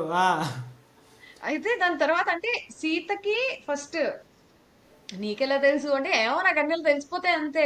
ఈ ఈ ఈ పర్టికులర్ విషయం తెలిసినప్పుడు ఒక ఒక ఒక మన రేలంగి మావయ్య సీత ఇద్దరు ఒకేలా రియాక్ట్ అవుతారు. జయసుధ మహేష్ బాబు వీళ్ళిద్దరు అసలు ఇంకా అసలు వాళ్ళకి మళ్ళీ కోపం వస్తుంది. పెళ్లి చేసుకునేది సీత. అసలు ఒక హస్బెండ్ కి జాబ్ ఉండాలి అని అనుకోవడం సీతకు ఇప్పుడు జనరలీ అమ్మా నాన్నలు లేరు, ఆస్తులు లేవు, ఓకే. ఒక హస్బెండ్ సంపాదన ఎంతో కొంత సంపాదిస్తారు, పిల్లలకి వంద ఉంటాయి. అయినా సరే పెద్దోడు ఉద్యోగం మానేశాడు అని చెప్పి ఎంత హ్యాపీగా అంటే, she's taking life as it, అంటే లైఫ్ ఎలా వస్తుంది అన్నది అలా తీసుకుంటోంది తను. అవును. ప్రకాష్ రాజ్ కూడా అంటే అప్పుడు పోలీసుని కొట్టాడు అన్నప్పుడు కూడా ఎందుకు ఏం చేశాడు అని అడుగుతాడు, చాలా క్యాజువల్ గా అడుగుతాడు. పోలీసుని కొట్టాడంటే అసలు ఎవడైనా ముందు ఆశ్చర్యపడిపోతా, అసలు అరే ఈ పోలీసుని ఎవరు కొట్టారా, ఎందుకు కొట్టారా, ఏం గొడవ జరిగిందిరా, ఎవడేం చేశాడు రా అసలు అని చెప్పేసి. కొట్టాడంటే ఎందుకు కొట్టాడు అని అడుగుతాడు అంతే, సింపుల్ గా అడుగు. అంటే అంటే కామన్ సెన్సే కదా, అంతే కదా. అంటే that shows the kind of detachment he has. అంటే తను ఎంత ఫిలసాఫికల్ అనేది అర్థమైపోతుంది. అంటే తను ఎంత standard, like sufficient for himself, by himself. అంటే తనని తాను ఎంత నిండుగా ఉన్నాడు అని చెప్పేసి, నిండుకుండా తొనకదు అనే సామెత ఉంటుంది కదా మన దగ్గర. సో అలాగా సో ఎంత సఫిషియంట్ అనేది అర్థమవుతుంది. నిజంగా ఏం చేసినా కూడా ఎందుకు, ఏమైంది, ఎలా, నీకెలా తెలుసు అంటాడు. ఉద్యోగం మానేసి అంటే అవునా, ఎట్లా, ఏమైంది, ఏం అడగడు అసలు. పోనీ చుట్టాలే కాబట్టి కోటా శ్రీనివాసరావుకి ఫోన్ చేసి అడగడం కూడా 2 నిమిషాల పని. ఏమైందా, ఉద్యోగం తీసేసాట కదా, లేకపోతే ఏమైంది, మావాడు ఏం తప్పు చేశాడా, నువ్వేం చేసావా, ఎందుకు ఇలా అని ఏదైనా అడగడం ఏమీ చేయడు. ఎందుకు, అవునా ఉద్యోగం మానేసాడా ఎందుకు అంటాడు అంతే. అంటే he thinks that okay people have to learn on their own, like individual freedom అనేది చాలా ఇంపార్టెంట్ అని చాలా బాగా చెప్తారు. తర్వాత మా మమ్మీ చెప్తూ ఉంటారు అప్పుడప్పుడు, ఎప్పుడైనా ఒక మామూలు చీర వేసుకుని కట్టుకున్నప్పుడు మా తాతయ్య ఇట వచ్చి, అబ్బాయి ఎంత షోక్గా రెడీ అయ్యావు నాన్న అని అంటారంట, అని అనేవారంట. అట్లనే రేలంగి మావయ్య ఫస్ట్ వచ్చి చీర చాలా బాగుంది అంటే, చాలా అంటుంది. అదే అది ఎంత అసలు వాళ్ళిద్దరు కూర్చున్నప్పుడు జయసుధ వచ్చి, ఏమండి ఏమండి మీకు ఒక విషయం చెప్పాలి, ఒక చేతిలో వెండి చెంబు, ఒక చేతిలో లక్ష్మీదేవి వచ్చి కష్టాలన్నీ తీరిపోయాయి. వీళ్ళు ఏమో ఉద్యోగం పోయిందని చెప్పేసి వీళ్ళు నవ్వుకుంటూ ఉంటే, లక్ష్మీదేవి వచ్చి కష్టాలన్నీ తీరిపోయావు అనుకుంటుంది అది. ఆవిడ ఇంకో డిల్యూషన్ లో బతుకుతుంది పాపం. అవును, ఆవిడ ఏంటంటే సేమ్ థింగ్ ఐ థింక్. పిల్లలు ఎటైనా వెళ్ళిపోతారు, పెళ్ళిళ్ళు చేయాలి, లేకపోతే వీళ్ళందరూ వాళ్ళే సెటిల్ అవ్వాలి, వాళ్ళంతటా వాళ్ళే ఏదో ఒకటి చేసి వాళ్ళు సెటిల్ అవ్వాలన్న ధ్యాసలో ఉంటారు తప్పితే పూర్తిగా డిటాచ్మెంట్ అంత ప్రకాష్ రాజ్ అంత డిటాచ్డ్ ఉండరు వాళ్ళు. సో అది బాగుంటుంది అందులో, అది బాగుంటుంది. తెలుగు చాలా బాగుంటుంది. ఎందుకంటే కొన్ని ఉంటుంది విజయవాడ వాళ్ళు వీళ్ళది ఆహ్వాన పత్రిక వచ్చినప్పుడు నడమంత్ర భాషలు అని చెప్పి తీర్థం చేస్తుంది. బాగుంటుంది అవన్నీ. చిన్నప్పటి నుంచి నాకు విజయవాడ అర్థమవుతుంది కానీ నాకు పెద్దగా మన తూగోజీ వాళ్ళదే ఎందుకో, అంటే గోదావరి వాళ్ళది ఎందుకో అంత అర్థం కాదు. నాది ఎక్కువ, నేను పుట్టి పెరిగింది ఇక్కడ, మా మమ్మీకి అయ్యిందేమో, అర్థమైంది కానీ నాకు అంతగా అర్థం కాలేదు. అంటే కొన్ని మాటలు అంతగా అర్థం కాదు. అండ్ నువ్వు అబ్జర్వ్ చేస్తే ఇంకొకటి చెప్తా, ఇప్పుడు కొంచెం విజయవాడ వాళ్ళ గురించి నేను మాట్లాడాలి, ఎందుకంటే నాకు కొంచెం ఈగో అసలు ఈ విజయవాడ అని. అందులో నేను ఎవరో బీటెక్ చదువుతున్నాను, నాకు కొంచెం క్యాష్ ఫీలింగ్ ఎక్కువ, అట్లా మాట్లాడతారు కదా, విజయవాడ వాళ్ళు అచ్చా అలాగే మాట్లాడతారు. నర్సాపూర్ లేదా కాలేజ్ చదువుతుంది, నాకు గుర్తులేదు. కానీ నాకు అదే క్యాష్ ఫీలింగ్ ఎక్కువ అంటుంది. కరెక్టే. ఓ బ్యాచ్ కూడా మెయింటైన్ ఎగ్జాక్ట్ గా అలాగే ఉంటారు కదా, ఎగ్జాక్ట్. అవునవును. బ్యాచ్ కూడా వాళ్ళు మెయింటైన్ వాళ్ళు చేస్తారు. ఇప్పుడు నాకు చాలా సెక్యులర్ గ్యాంగ్ ఉంటుంది అనమాట. కానీ వాళ్ళు లాస్ట్ నేమ్ ఇనిషియల్స్ తో ఎంత మంచి ఫ్రెండ్స్ అయిపోతారంటే నాకు అరే ఇక్కడ 4 ఏళ్ళు 2 ఏళ్ళు పడుతుంది వాళ్ళు నాకు బెస్ట్ ఫ్రెండ్స్ అవ్వడానికి. వాళ్ళు ఏంటి ఏం నాకు తెలియదు మామూలుగా ఫ్రెండ్స్ అవ్వడానికి. వాళ్ళ ఇంటి పేరు తెలుసుకున్న వెంటనే best friends. that is very that is very shocking, and that one point that is very nice also. And అంటే మన అని ఒక బాండ్ వాళ్ళకి మేబీ దీని ద్వారా వస్తుందేమో. ఇప్పుడు నాకు ఫ్రెండ్స్ కాకపోతే ఇది బెస్ట్ ఫ్రెండ్స్ ఇలా ఎప్పుడు వస్తుంది అంటే కొంతకాలం మాట్లాడాక, మన వర్చ్యూస్ మ్యాచ్ అయ్యాక, వాల్యూస్ మ్యాచ్ అయ్యాక అట్లా నాకు బెస్ట్ ఫ్రెండ్స్ అని వస్తుంది, వాళ్ళకి అలా వస్తుంది. Which is fine. మాకు అట్లానే ఉంటాయి, మా ఇళ్ళ అలాగే ఉంటాయి. ఇక్కడ ఎందుకో మన శ్రీకాంత్ అడ్డాల విజయవాడ ఏమో అప్పుడప్పుడు డౌట్ వస్తూ ఉంటుంది నాకు. కాదు, ఐ థింక్ అటు పశ్చిమ గోదావరి జిల్లా అనుకుంటా. యా. ఇంకా క్లైమాక్స్ గురించి నేను మాట్లాడాలి అనుకుంటే శాస్త్రి గారి పాటల గురించి చెప్పండి, తర్వాత క్లైమాక్స్ గురించి మాట్లాడాలి. క్లైమాక్స్ క్లైమాక్స్ గురించి చెప్పాలి. కాదు, మీ ఫేవరెట్ సాంగ్ ఏంటి ఇందులో? నాకు ఏం చేద్దాం చాలా ఇష్టం యాక్చువల్లీ. చాలామంది మరీ అంతగా పాడుతూ ఉంటారు కానీ నాకు ఏం చేద్దాం చాలా ఇష్టం. అంటే అదొక రకమైన అబ్స్ట్రాక్ట్ని ఎక్స్ప్రెస్ చేస్తూ ఉంటుంది అనమాట. ఒక రకమైన పారాడాక్స్తో డీల్ చేస్తూ ఉంటుంది. అది ప్రశ్న అందులోనే ఉంటుంది, సమాధానం అందులోనే ఉంటుంది. నీ ప్రశ్నలు నీవే, ఎవరో బదులు ఇవ్వరుగా అన్నట్టు మావే జస్ట్ క్వశ్చన్ చేసి వదిలేస్తారు. So you have to find those answers from the song అనమాట. ఆ పాటను అర్థం చేసుకొని దాన్ని ఒకే ప్రశ్న ఇది, దాని సమాధానం ఇది అని తెలుసుకొని దాన్ని అన్వయించుకొని మనము దాన్ని ఆచరణలోకి తెచ్చుకొని సో ఇలా చేయడం అనేది ఒక మంచి ప్రాసెస్లా అనిపిస్తుంది. సో నాకు అందుకే ఏం చేద్దాం చాలా ఇష్టం. అడంగు తెలియని ప్రయాణమే యుగ యుగాలుగా మన అయోమయం, వెనక్కు తిరగని ప్రవాహమే ఈ తుఫాను తరిమిన ప్రతీక్షణం అన్నట్టు. సో అవి చాలా రిలేట్ అవుతూ ఉంటాను అనమాట దానికి. చాలా ఏళ్ళుగా అది మరీ అంతగా obviously it's a classic. Like అంటే మావయ్య చెప్తారు ఏదో చాలాసార్లు మావయ్య మాట్లాడతారు దాని గురించి. కానీ అంటే అసలు మనిషి అంటే ఏంటి, మనం వాట్ సపరేట్స్ అస్. ఇప్పుడు గీతలో చెప్పినట్టు 84 లక్షల జీవరాశుల్లో మనిషిని మిగిలిన 83,99,999 జాతుల్ని వీటిని సపరేట్ చేసేది ఏంటంటే మన నవ్వు. అలా సింప్లెస్ట్ థింగ్. ఎందుకంటే మిగిలిన ఏ జంతువు అసలు నవ్వగలగలేదు. ఓన్లీ మనిషికి మాత్రమే ఉన్న స్పెషాలిటీ అది, నవ్వడం అనేది.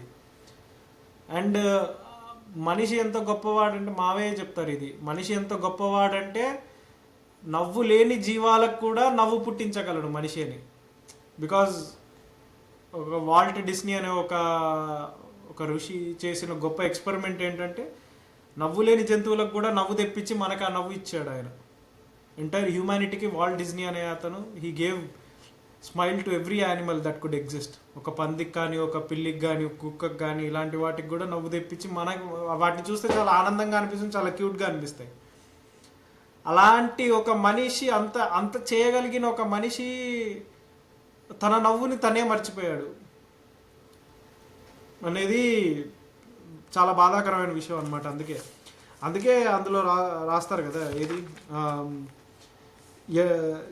చెమటలేం చిందించాలా, శ్రమపడేం పండించాలా, పెదవిపై చిగురించేలా చిరునవ్వులు, కండలను కరిగించాలా, కొండలను కదిలించాలా, చచ్చి చెడి సాధించాలా సుఖశాంతులు, మనుషులను పెంచే రుజువు, మమతలను పెంచే ఋతువు, మనసులను తెరిచే హితవు, 100 ఏళ్ళైనా వాడని చిరునవ్వు. అది మనుషులని పెంచే రుజువు, the proof that you are human అనేది ఏంటి అంటే నువ్వు నవ్వగలగడమే. నువ్వు నవ్వితే నువ్వు మనిషివి, అంతే. That is the whole point of smile and what it talks about అనమాట.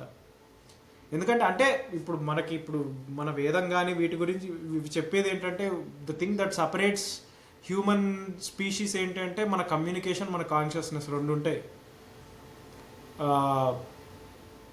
సో అలా కమ్యూనికేషన్ ఎలా కంట్రోల్ చేసుకోవాలి, ఏది మాట్లాడాలి ఏది మాట్లాడకూడదు అనేదే చెప్తుంది మోస్ట్లీ ధర్మం అనేది ఎప్పుడైనా. కాన్షియస్నెస్ ఏంటంటే నువ్వు ఏది ఆలోచించాలి, ఏది ఆలోచించకూడదు, ఏది ఆలోచిస్తే నీకు మంచిది, నీ పక్కవాడికి మంచిది,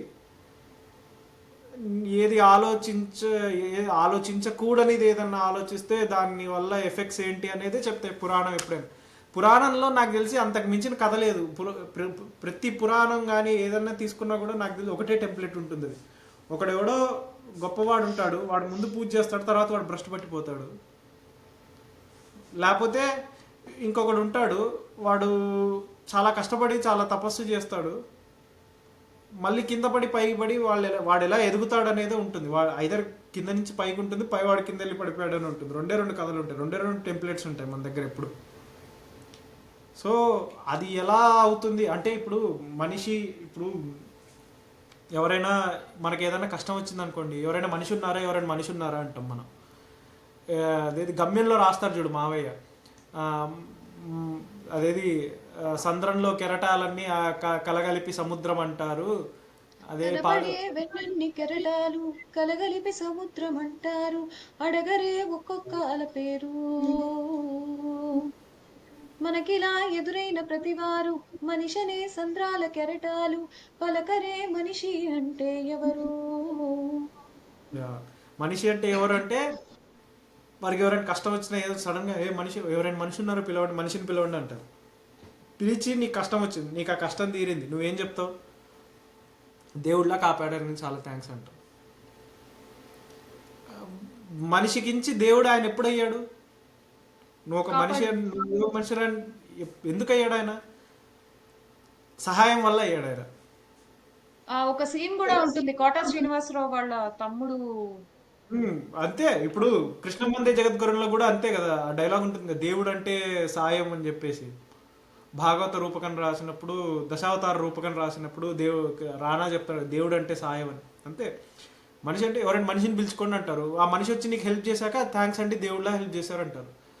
ఆ మనిషి ఆయన అలానే ఉన్నాడుగా, ఆయన నీకు హెల్ప్ చేసిన ఒక పావు గంట అరగంటలో ఆయన వెయిట్ పెరగలే, హైట్ పెరగలే. పాయింట్ కూడా అదే కదా. యా, కలేజా అది కలేజా కూడా అదే. అంతే, కలేజా మెయిన్ పాయింట్ అది కదా. అల్లూరి సీతారామరాజు టాక్సీ డ్రైవర్, పాలి అనే విలేజ్ కి మాత్రమే ఆయన దేవుడు. మనిషి అనేవాడు దేవుడికి ఎలా ఎదగాలి, అసలు మానవత్వం అంటే ఏంటి, దైవత్వం అంటే ఏంటి, దేవుడు అనేవాడు ఎవరు, అసలు దేవుడు దైవత్వం అనేది చాలా రెండు డిఫరెంట్ కాన్సెప్ట్స్. అసలు మనం చాలా కన్ఫ్యూజ్ అన్నిటిని ఒకటే అనుకుంటాం, కానీ మానవత్వం ఆల్మోస్ట్ దైవత్వానికి ఒకటి అర అడుగు వెనక్కి ఉంటుంది అంటారు. అంతకు మించి ఎక్కువ డిఫరెన్స్ ఉండదు మానవత్వానికి, హ్యూమానిటీకి, డివినిటీకి. ఇంగ్లీష్లో చెప్పాలంటే హాఫ్ స్టెప్ ఆర్ 1 స్టెప్ అటు ఇటు తప్పితే దెర్ ఇస్ నో డిఫరెన్స్.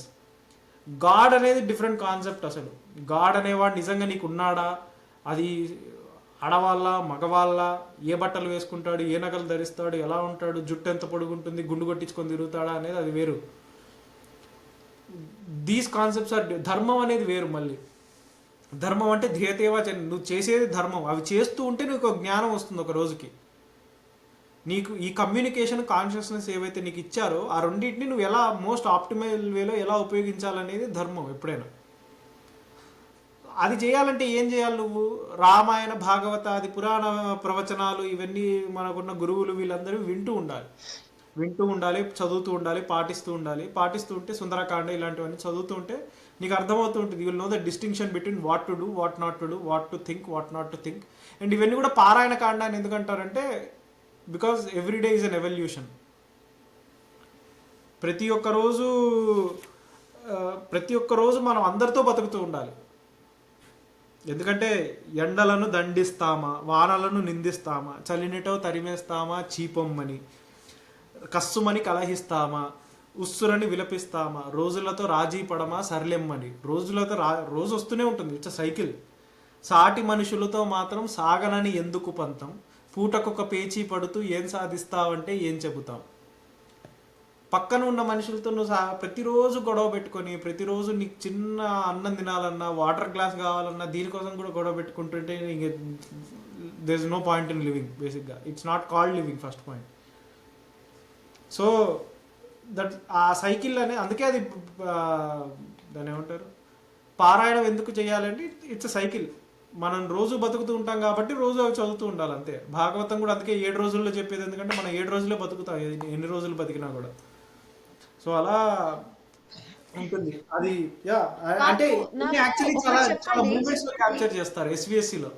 ఎందుకంటే దీస్ ఆర్ నాట్, అంటే ఇవి సీన్స్ కాదు, ఇవి డైలాగ్స్ కాదు, ఇవి ఏవి కాదు, చాలా సింపుల్గా ఉంటుంది. ఎందుకంటే ఆ, సాటి మనుషులతో మాత్రం సాగనని ఎందుకు పంతం అంటే నీకు ఎలా ఉంటుందంటే ఎగ్జాంపుల్, మహేష్ బాబు కోపం వచ్చేసి వెళ్ళిపోతాడంట చూడు, ప్రకాష్ రాజ్కి అర్థమవుతుంది గొడవ పెట్టుకొని వస్తున్నాడని చిన్నోడు. ఎందుకంటే ఆ కొబ్బరి తోటలో కూర్చొని వీళ్ళతో మాట్లాడుతూ ఉంటాడు సీన్లో. మాట్లాడుతున్నప్పుడు మహేష్ బాబు చిరాకు చిరాకుగా వస్తుంటాడు, మళ్ళీ చొక్కా ఇలా దూలుకుంటూ తన మేనరిజంతో వస్తూ ఉంటాడు. అర్థమైపోతుంది ప్రకాష్ రాజ్, కానీ ఏం అడగడు. ఎరా వెళ్తున్నావు అంటే వెళ్తున్నా అన్న, ఇలా వెళ్తున్నాడు. ఏం నన్ను దింపంటావా అంటే లేదు వాడున్నాడుగా వాడికి చెప్తాలే అంటాడు. ప్రకాష్ రాజ్ చెప్తాడు లేదు కావాలంటే దింపుతాను అని చెప్పేసి. అంటే నువ్వేం చేసావు, పెద్దోడితో గొడవ పడ్డావు, అవేం అడగడు. ఎందుకంటే వాళ్ళ కాన్ఫ్లిక్ట్ వాళ్ళదే, వాళ్ళ స్పేస్ వాళ్ళకే ఉంటుంది. సో అవేం అడగడు, నేను దింపాలా అని అడుగుతాడు అంతే. నేను నీకు తండ్రిగా నా కర్తవ్యం అది, నువ్వు వెళ్ళేటప్పుడు నీకేమైనా హెల్ప్ కావాలంటే నేను చేయగలగడం నా కర్తవ్యం కాబట్టి దింపాలా అని అడుగుతాడు అంతే. కానీ వెంకటేష్ ఉరుక్కుంటూ వచ్చేసి పరిగెత్తుకుంటూ వచ్చేసి వాళ్ళిద్దరు ఎప్పుడు చూడ, అది చాలా చోట్ల రిపీట్ అవుతుంది. క్లైమాక్స్లో ఏరా నాకంటే పెద్దోడు నీకు తెలియదా అని మేడ మీద కూర్చున్నప్పుడు ఫైట్ చేసుకున్నప్పుడు, తర్వాత ఈ పెళ్ళప్పుడు కూడా, తర్వాత ఈ రైల్వే స్టేషన్లో కూడా వాళ్ళ మధ్య చాలా జరుగుతుంది. మహేష్ బాబు చూసినప్పుడు వెంకటేష్ చూడు, వెంకటేష్ చూసినప్పుడు మహేష్ బాబు చూడు అనమాట. అవి చాలా బాగా క్యాప్చర్ చేశారు. అంటే అది దట్ ఈస్ ఇంపాసిబుల్, అంటే చాలా రియలిస్టిక్. మనం చేస్తాం, చాలా చేస్తాం మనం. అది మనకు కావాల్సిన వాళ్ళతో అలా గొడవ పెట్టుకున్నప్పుడు, వాళ్ళు చిరాగ్గా ఉన్నప్పుడు మనం చూడలేము. ఒక మనిషిలో నీకు ఒక మనిషి ఉంటారు, ఆ మనిషిలో ఇంకా నువ్వు అసహ్యం చూసావనుకో వాళ్ళ కళ్ళల్లో, యువర్ గాన్ ఇక, దేర్ ఈజ్ నో పాయింట్ ఇక అన్నట్టు ఉంటుంది. కానీ అదే మనిషిలో నువ్వు గర్వాన్ని చూస్తే అది అసలు నీకు జీవితాంతం ఉపయోగపడేంత ఇదిగా ఉంటుంది అది. సో ఆ మూమెంట్స్ అనేవి చాలా బాగా క్యాప్చర్ చేస్తారు, చాలా రియలిస్టిక్గా చెప్తారు అందులో ఆ సినిమాలో మొత్తం. ఎందుకంటే ఇంటర్వెల్ ముందు కూడా మహేష్ బాబు అలానే నవ్వుకుంటూ వస్తాడు క్యాజువల్గా నన్ను చూస్తాడేమో అని చెప్పేసి కాసేపు చూస్తాడు వెంకటేష్ని, పక్కకు తిరుగుతాడు. ఏది పూలకొండి తన్నే సీన్ దగ్గర. సో ఆ పూలకొండి తన్నే సీన్ దగ్గర పక్కకు చూసి చూస్తాడేమో అని వెయిట్ చేస్తాడు. ఎంతసేపు పక్కకు తిరుగుతాడు కూడా, పోనీ నేను చూస్తున్నా అని చెప్పేసి నన్ను చూడడానికి సిగ్గేమో అని చెప్పేసి అన్నయ్యకి అని చెప్పేసి పక్కకు తిరిగితే వీడి పక్కకు తిరిగితే చూడడు వెంకటేష్. అప్పుడు కూడా మొహం తిప్పుకొని ఉంటాడు. అప్పుడు బాధేస్తుంది మహేష్ బాబుకి. అప్పుడు బాధేసి పక్కకు కూర్చొని, నువ్వు ఇందాక చెప్పే చూడు, ఎంత మనం ఫేస్ చేసినా మనం ఒకళ్ళమే, మనం ఇంత ఇండివిజువల్గా ఎలా పెరగాలి అనేది ఉంటుందని. అదే భయాన్ని ఫస్ట్ వీళ్ళు ఇటువైపు ఇంటర్వెల్లో తీసుకొస్తారు. ఇంటర్వెల్లో ఫస్ట్ ఏమంటాడు, పోతామంటే పోతామంటే చూస్తూ ఊరుకుంటావా అని చెప్పేసి అంటాడు చూడు. ఏం చేసినా కూడా ఇద్దరు ఇలానే డిపెండ్ అయి ఉంటారు. వాళ్ళిద్దరి మీద అంత డిపెండెన్సీ ఉంటుంది వాళ్ళకి. వాళ్ళ భయాల నుంచి వాళ్ళు బయటికి రాలేక వాళ్ళిద్దరి మీద ఇలా అతుక్కొని ఉండిపోతారు అనమాట వాళ్ళు. It's a very unhealthy relationship. Though they are dependent on each other as brothers, it is becoming an unhealthy equation అనమాట వాళ్ళిద్దరి మధ్యలో. అది మధ్యలో ఇలా గొడవ పడుతూ అంత బాగున్నా కూడా మంచికి చెడుకి అవుతుంది, కానీ ఆ చెడు వైపు ఎక్కువ వెళ్ళిపోతూ ఉంటుంది అనమాట వాళ్ళ భయాల వల్ల. కాదు ఈ కాన్ఫ్లిక్ట్ కానీ ఈ యొక్క ఎప్పటికైనా ఒక రిలేషన్షిప్ లో గొడవలు కానీ so called something unhealthy will definitely happen. Okay, it's not like నీకు ప్రతిసారి నీకు బంగారు బాట ఉండదు, మధ్యలో రాళ్ళు కూడా వస్తుంటాయి నీకు. Not every time life is not very easy, it's always ups and downs. So నీకు ఒక మనిషితో రిలేషన్షిప్ అవ్వచ్చు, లేకపోతే నీకున్న రిలేషన్షిప్ అవ్వచ్చు, ప్రతి దానిలో నీకు అప్స్ అండ్ డౌన్స్ వస్తాయి. హెల్దీ రిలేషన్షిప్ అంటే అది ఎప్పటికీ హెల్దీ ఉండదు. నువ్వు అది హెల్దీ చేసుకోవాలి. అండ్ నువ్వు అన్హెల్దీ నుంచి గొడవలు పడడం హెల్దీ రిలేషన్షిప్ కాదు, అంటే గొడవలు పడడం అన్హెల్దీ రిలేషన్షిప్. నేను గొడవలు పడడానికి గ్లోరిఫై చేయట్లేదు. గొడవలు పడడానికి గొడవ వేరు, కాన్ఫ్లిక్ట్ వేరు. నీకు మనుషులతో కాన్ఫ్లిక్ట్ ఖచ్చితంగా వస్తుంది. అక్కడ ఆల్రెడీ ఆలోచిస్తుంది. అది చిన్నోడు అక్కడ యాక్చువల్లీ అడుగుతాడు ఎవరైనా, ఎందుకంటే ఫస్ట్ పెద్దోడు చెప్తాడు, అంత సైలెంట్ గా ఏముండడు. నువ్వు చెప్పు, నువ్వు వెళ్ళావు, వాళ్ళు వచ్చావని ఇది చేశారు, వాళ్ళు వచ్చారని చేస్తుంటే ఎందుకు ఏమన్నా అన్నారా, ఏమన్నా అంటే చెప్పు, కడిగేద్దాం వాడిని కూర్చోబెట్టేసి, ఎవడికి ఉండేది వాడికి ఉంటుంది అంటాడు. అదే డైలాగ్ రెస్టారెంట్లో చెప్తాడు ఎవరికి ఉండేది వాళ్ళకు ఉంటుంది అని ఇక్కడ రెస్టారెంట్లోనో పెళ్లిలోనో రెస్టారెంట్ లోనే చెప్తాడు. కాదు రెస్టారెంట్ ఇక్కడ చెప్తాడు. కాదు కాదు కాదు మొత్తానికి రేలంగారు అనిపించుకున్నారు రా పెళ్లి బాగా చేశారని పెళ్లి పందిరి వేసినప్పుడు వీళ్ళ అత్తయ్య వాళ్ళు వచ్చినప్పుడు విజయవాడ వాళ్ళు వచ్చినప్పుడు సేమ్ అదే డైలాగ్ చెప్తారు ఎవడుకుంటేది వాడికి ఉంటుందని చెప్పేసి. సో అదే పెద్దోడి దగ్గర మళ్ళీ రిపీట్ చేస్తారు అనమాట తొక్కలో వాళ్ళ కోసం భయపడేది ఏంట్రా అని చెప్పి అదే మళ్ళీ రెస్టారెంట్లో చెప్తాడు. ఎందుకంటే మహేష్ బాబు డజంట్ ఏదో జరిగిందని తెలుసు పెద్దోడికి, కానీ వాడు సరిగ్గా బయటికి చెప్పుకోవట్లేదు ఏదో ఎందుకంటే ఊరికే అలా ఉండడు, ఊరికే వాడిని తిట్టడం తెలుసు కానీ అనవసరంగా ట్రిగ్గర్ చేస్తాడు వెళ్ళి నాటకాలు వేయని చెప్పేసి. ఆ నాటకాలు వేసేసరికి వీడు ట్రిగ్గర్ అవుతుంది ఎందుకంటే వీడు వేసేది నాటకాలు అని చెప్పి వీడికి తెలుసు కాబట్టి వీడు ట్రిగ్గర్ అవుతాడు. కానీ హోటల్లో చెప్తాడు ఆ రోజు వాడు అలా ఉండడానికి కారణం నువ్వని తెలుసుంటే అక్కడికక్కడే నిన్ను వేసేసేవాడిని అని చెప్పేసి. సో కానీ అలా అలా కానీ వాళ్ళిద్దరి మధ్య అలా కాన్ఫ్లిక్ట్ బాగా బిల్డ్ అవుతుంది అనమాట ఇంటర్వెల్లో. అవును. కాదు, నాకు ఒక్కసారి నువ్వు ఎండింగ్ గురించి చెప్దామా? ఎండింగ్ గురించి మాట్లాడి ఖతం చేసేయచ్చు.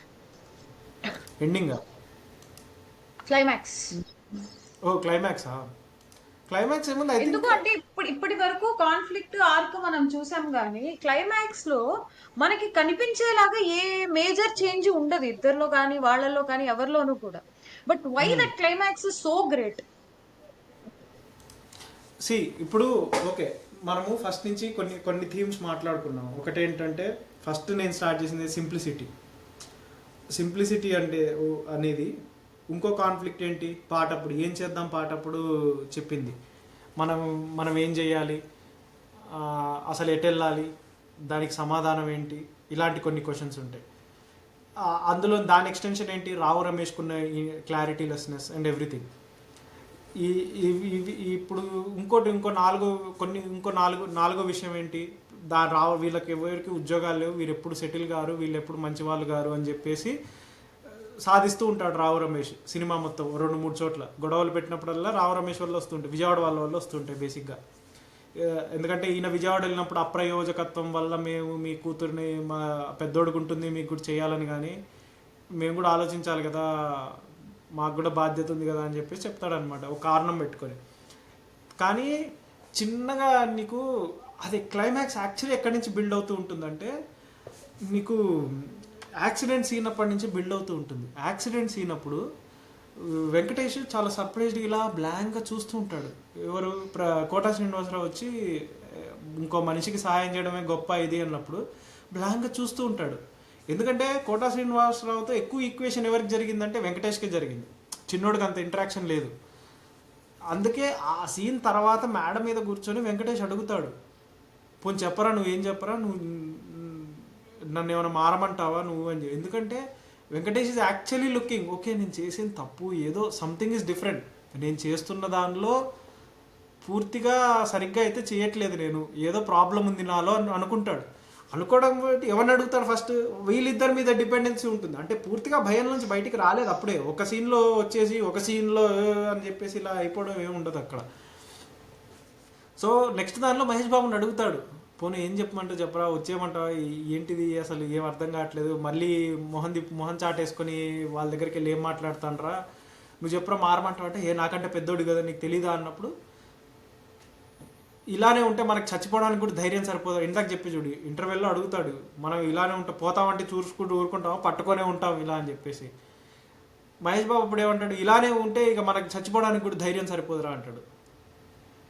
అంటే ఇలానే ఒక మీద ఒకరు డిపెండ్ అయిపోయి నువ్వేం చేయాలి నేనేం చేయాలి నువ్వేం చేయాలి నేనేం చేయాలి, నేను నిన్ను ఎంకరేజ్ చేసి నువ్వు నన్ను ఎంకరేజ్ చేసి ఇక్కడే ఇలానే కొట్టుకుంటూ ఉంటావు బావిలో కప్పల్లాగా, ఏం చేయమంటావు. అప్పుడు వెంకటేష్కి ఇక హర్ట్ అవుతుంది. అంటే ఈ సమాధానం అనేది బయట దొరకదు, ఎంత సొంత తమ్ముడైనా కూడా సమాధానం అనేది it is something I have to explore my self. నా ఈగోని నేను లెట్ డౌన్ చేసేసి ఒక ఈగో అనే ఫాల్స్ ఈగో ఒక వాల్ ఏదైతే వేసుకున్నానో అది లెట్ డౌన్. మహేష్ బాబుకి ఎప్పుడు హిట్ అవుతుంది, అది ఇంటర్వ్యూ ఎప్పుడు హిట్ అవుతుంది. ఎందుకు మహేష్ బాబు ఏమంటాడు, నలుగురు మధ్యలో ఇలా నావిగేట్ చేసుకుంటూ ఏదో వెళ్ళిపోతే మనకు నచ్చినా నచ్చకపోయినా వాటితో 10 మందితో నవ్వుకుంటూ వెళ్ళిపోతే చాలా అంటాడు, మనకు కావాల్సింది వచ్చేస్తుంది అనుకుంటాడు. కానీ అది రాదు, వాడికి కావాల్సిన ఉద్యోగం వస్తుంది, కావాల్సిన ఇంటర్వ్యూ వస్తుంది, అన్నీ వచ్చినా కూడా ఈ ఫాల్స్ ఈగో, ఈ చిన్నోడి ఫాల్స్ ఈగో ఏంటి, నవ్వుతూ నావిగేట్ చేసేయడం ఏదో ఒకటి నచ్చినా నచ్చకపోయినా. కానీ ఇతని ఫాల్స్ ఈగో ఇక్కడ తగ్గిపోతుంది, నచ్చకపోతే నచ్చనట్టు ఉండాలి. నువ్వు if there is something you want to let out, you have to express yourself. ఆ ఫా ఎందుకంటే నువ్వు ఎంత చేసినా కూడా అన్న అనే కొరత నీకు తీరేది కాదు. వాడు అక్కడ అలా ఉన్నాడని తెలిసి నీకు అంత ఇష్టమైన వాడు అలా ఉన్నాడని తెలిసి నువ్వు దాని నుంచి బయటికి రావడం అనేది ఇంపాసిబుల్. సో ఫస్ట్ వాళ్ళకి ఏమర్థమవుతుంది, వాళ్ళ ఈగో బద్దలవుతుంది ఆ రెండు చోట్ల. సో అంటే there is something wrong with me అని అర్థమవుతుంది ఇద్దరికి.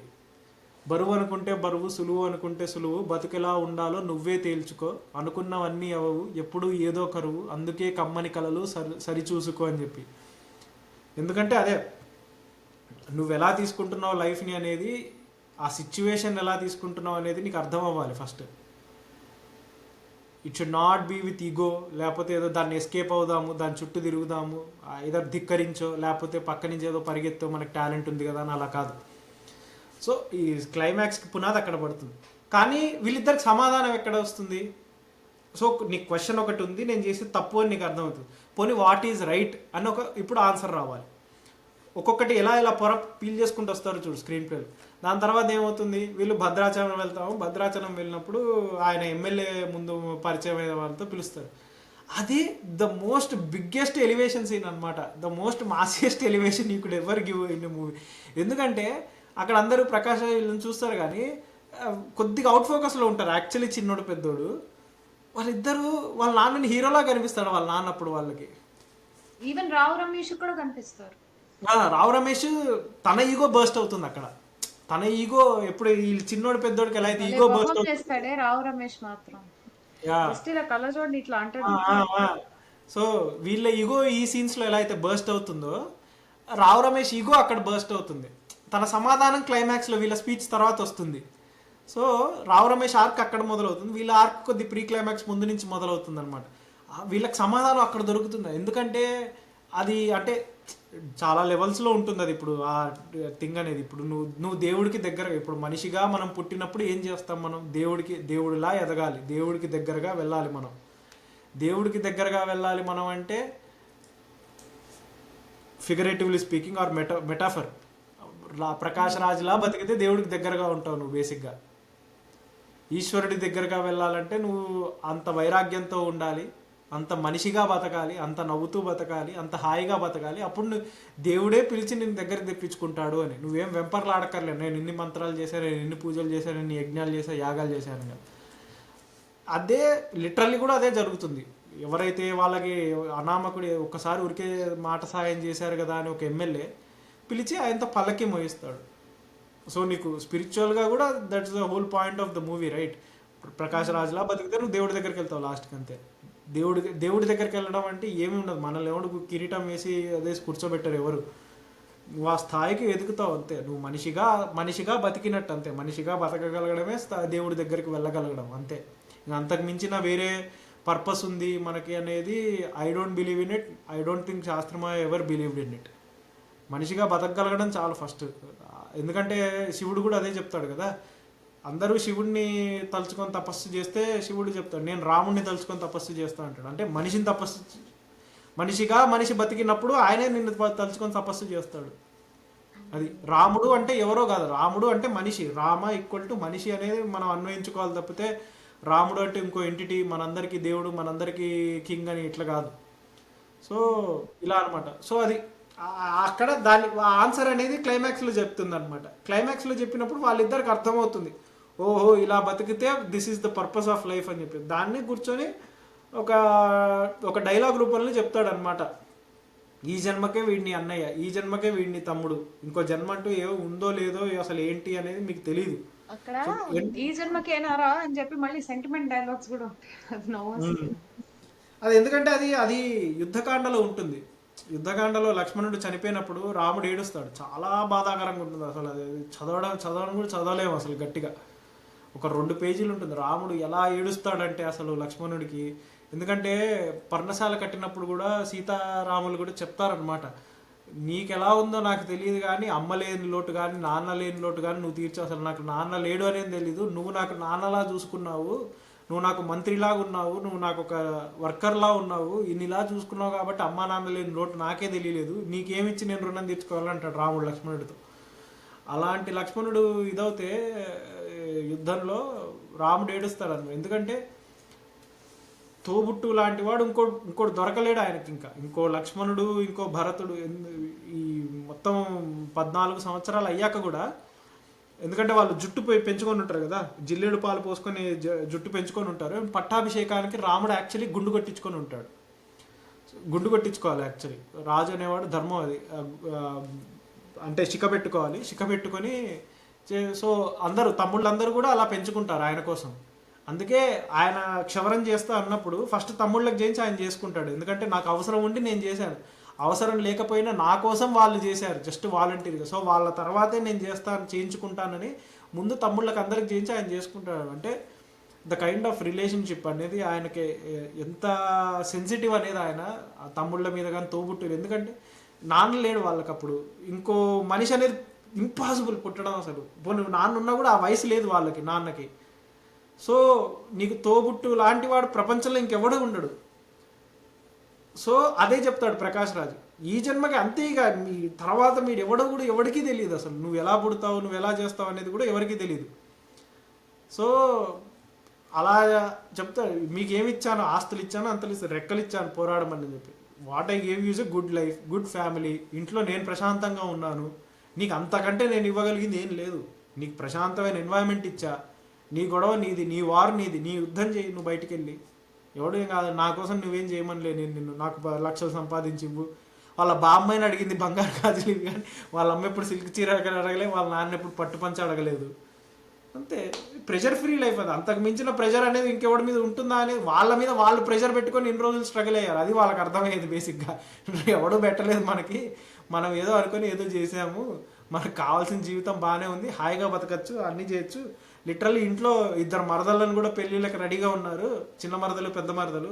ఇంకా అసలు నువ్వు అమ్మాయిల కోసం కూడా ఎక్కువ ట్రై చేయక్కర్లేదు, ఇంకెందుకు మనకి. అంటే చెప్తాడు కదా, దేవుడు అన్ని వడ్డించిన విస్తరాకులో పెడితే మనకే తినడం రాదు అని చెప్పేసి మా అమ్మ అంటూ ఉంటుంది అనమాట ఎప్పుడు.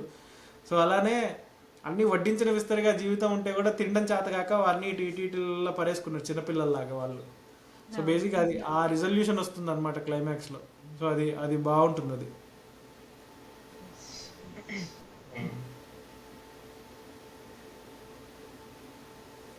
థ్యాంక్ యూ, చాలా బాగా చెప్పారు. యాక్చువల్లీ ఈ సినిమా ఎందుకో అంటే ఆ, నాకు ఈ మధ్య ఇంకా ఎక్కువ రిలేట్ అవ్వడం స్టార్ట్ అయింది. సో మీరు చెప్పాక యాక్చువల్లీ నాకు ఇంకా బాగా అర్థమైంది ఆ సినిమా. నాకు చాలా నేను మంది చెప్తారు, అంటే ఆ, వయసు అవుతున్న కొద్ది సీతమ్మ వాకిట్లో నేను యాక్చువల్లీ చూసినప్పుడు 2013లో నేను పైరసీలో చూశాను. ఎందుకంటే నేను అప్పుడు కేరళలో ఉండడం వల్ల నాకు సినిమాల్లో థియేటర్లో రిలీజ్ అవ్వక పైరసీలో చూశాను. అప్పుడు నాకు ఆ తూర్పుగోదావరి యాస ఎక్కువ అర్థం కాక ఒక 4-5 సార్లు చూశాను. బట్ నాకు అప్పుడే హిట్ అయింది, యాక్చువల్లీ బీటెక్లోనే హిట్ అయింది. బీటెక్ ఫస్ట్ ఇయర్లో చూశాను నేను, నాకు బాగా గుర్తు. మా ఫ్రెండ్ సెల్ ఫోన్లో చూశాను అది. కాదు మన అదే మన ఇద్దరికి కూడా డింగ్ జ్ఞానోదయం ఇద్దరికి క్యాలికట్ లోనే అయ్యేలా ఉందిగా. సో యా, అంటే నాకు అప్పుడే ఎక్కింది యాక్చువల్లీ. అంటే నాకు అప్పటి నుంచి కూడా బాగా ఇష్టం సినిమా. అంటే వయసు అవుతున్న కొద్దీ మేబీ కొత్త తెలుస్తూ ఉంటాయేమో, కానీ మరి అంటే చాలామంది చెప్తూ ఉంటారు ట్విట్టర్లో, అప్పట్లో అసలు ఎక్కలేదు, అసలు ఏంట్రా నాయన ఈ సోది సినిమా, ఈ సీరియల్ ఏంటి, వాడు ఇటు వెళ్తాడు వీడు అటు వెళ్తాడు, వాడి గురించి వీడు గొడవ పడతాడు, వాడు ఎరావరే అంటే గమ్మునుంటారు ఏంట్రా అని చెప్పేసి అంటారు. కానీ నాకు ఉంది చిన్నప్పటి నుంచి, నా కజిన్స్ కొంతమందితో ఆ ఈక్వేషన్ ఉంది, ఆ సైలెన్స్ అనేది, the kind of awkward or comfortable silence, రెండూ ఒకటే. బట్ యా, నాకుంది అది. సో నాకు చాలా రిలేట్ అయ్యా చాలా విషయాలు. మేబీ ఎక్కువ అవుతుంటే ఇంకెక్కువ అవుతుంటాయేమో కానీ, బట్ యా ఓవరాల్ మేబీ మావయ్య ఇన్ఫ్లుయెన్స్ చాలా ఉంటుంది ఆ సినిమా మీద.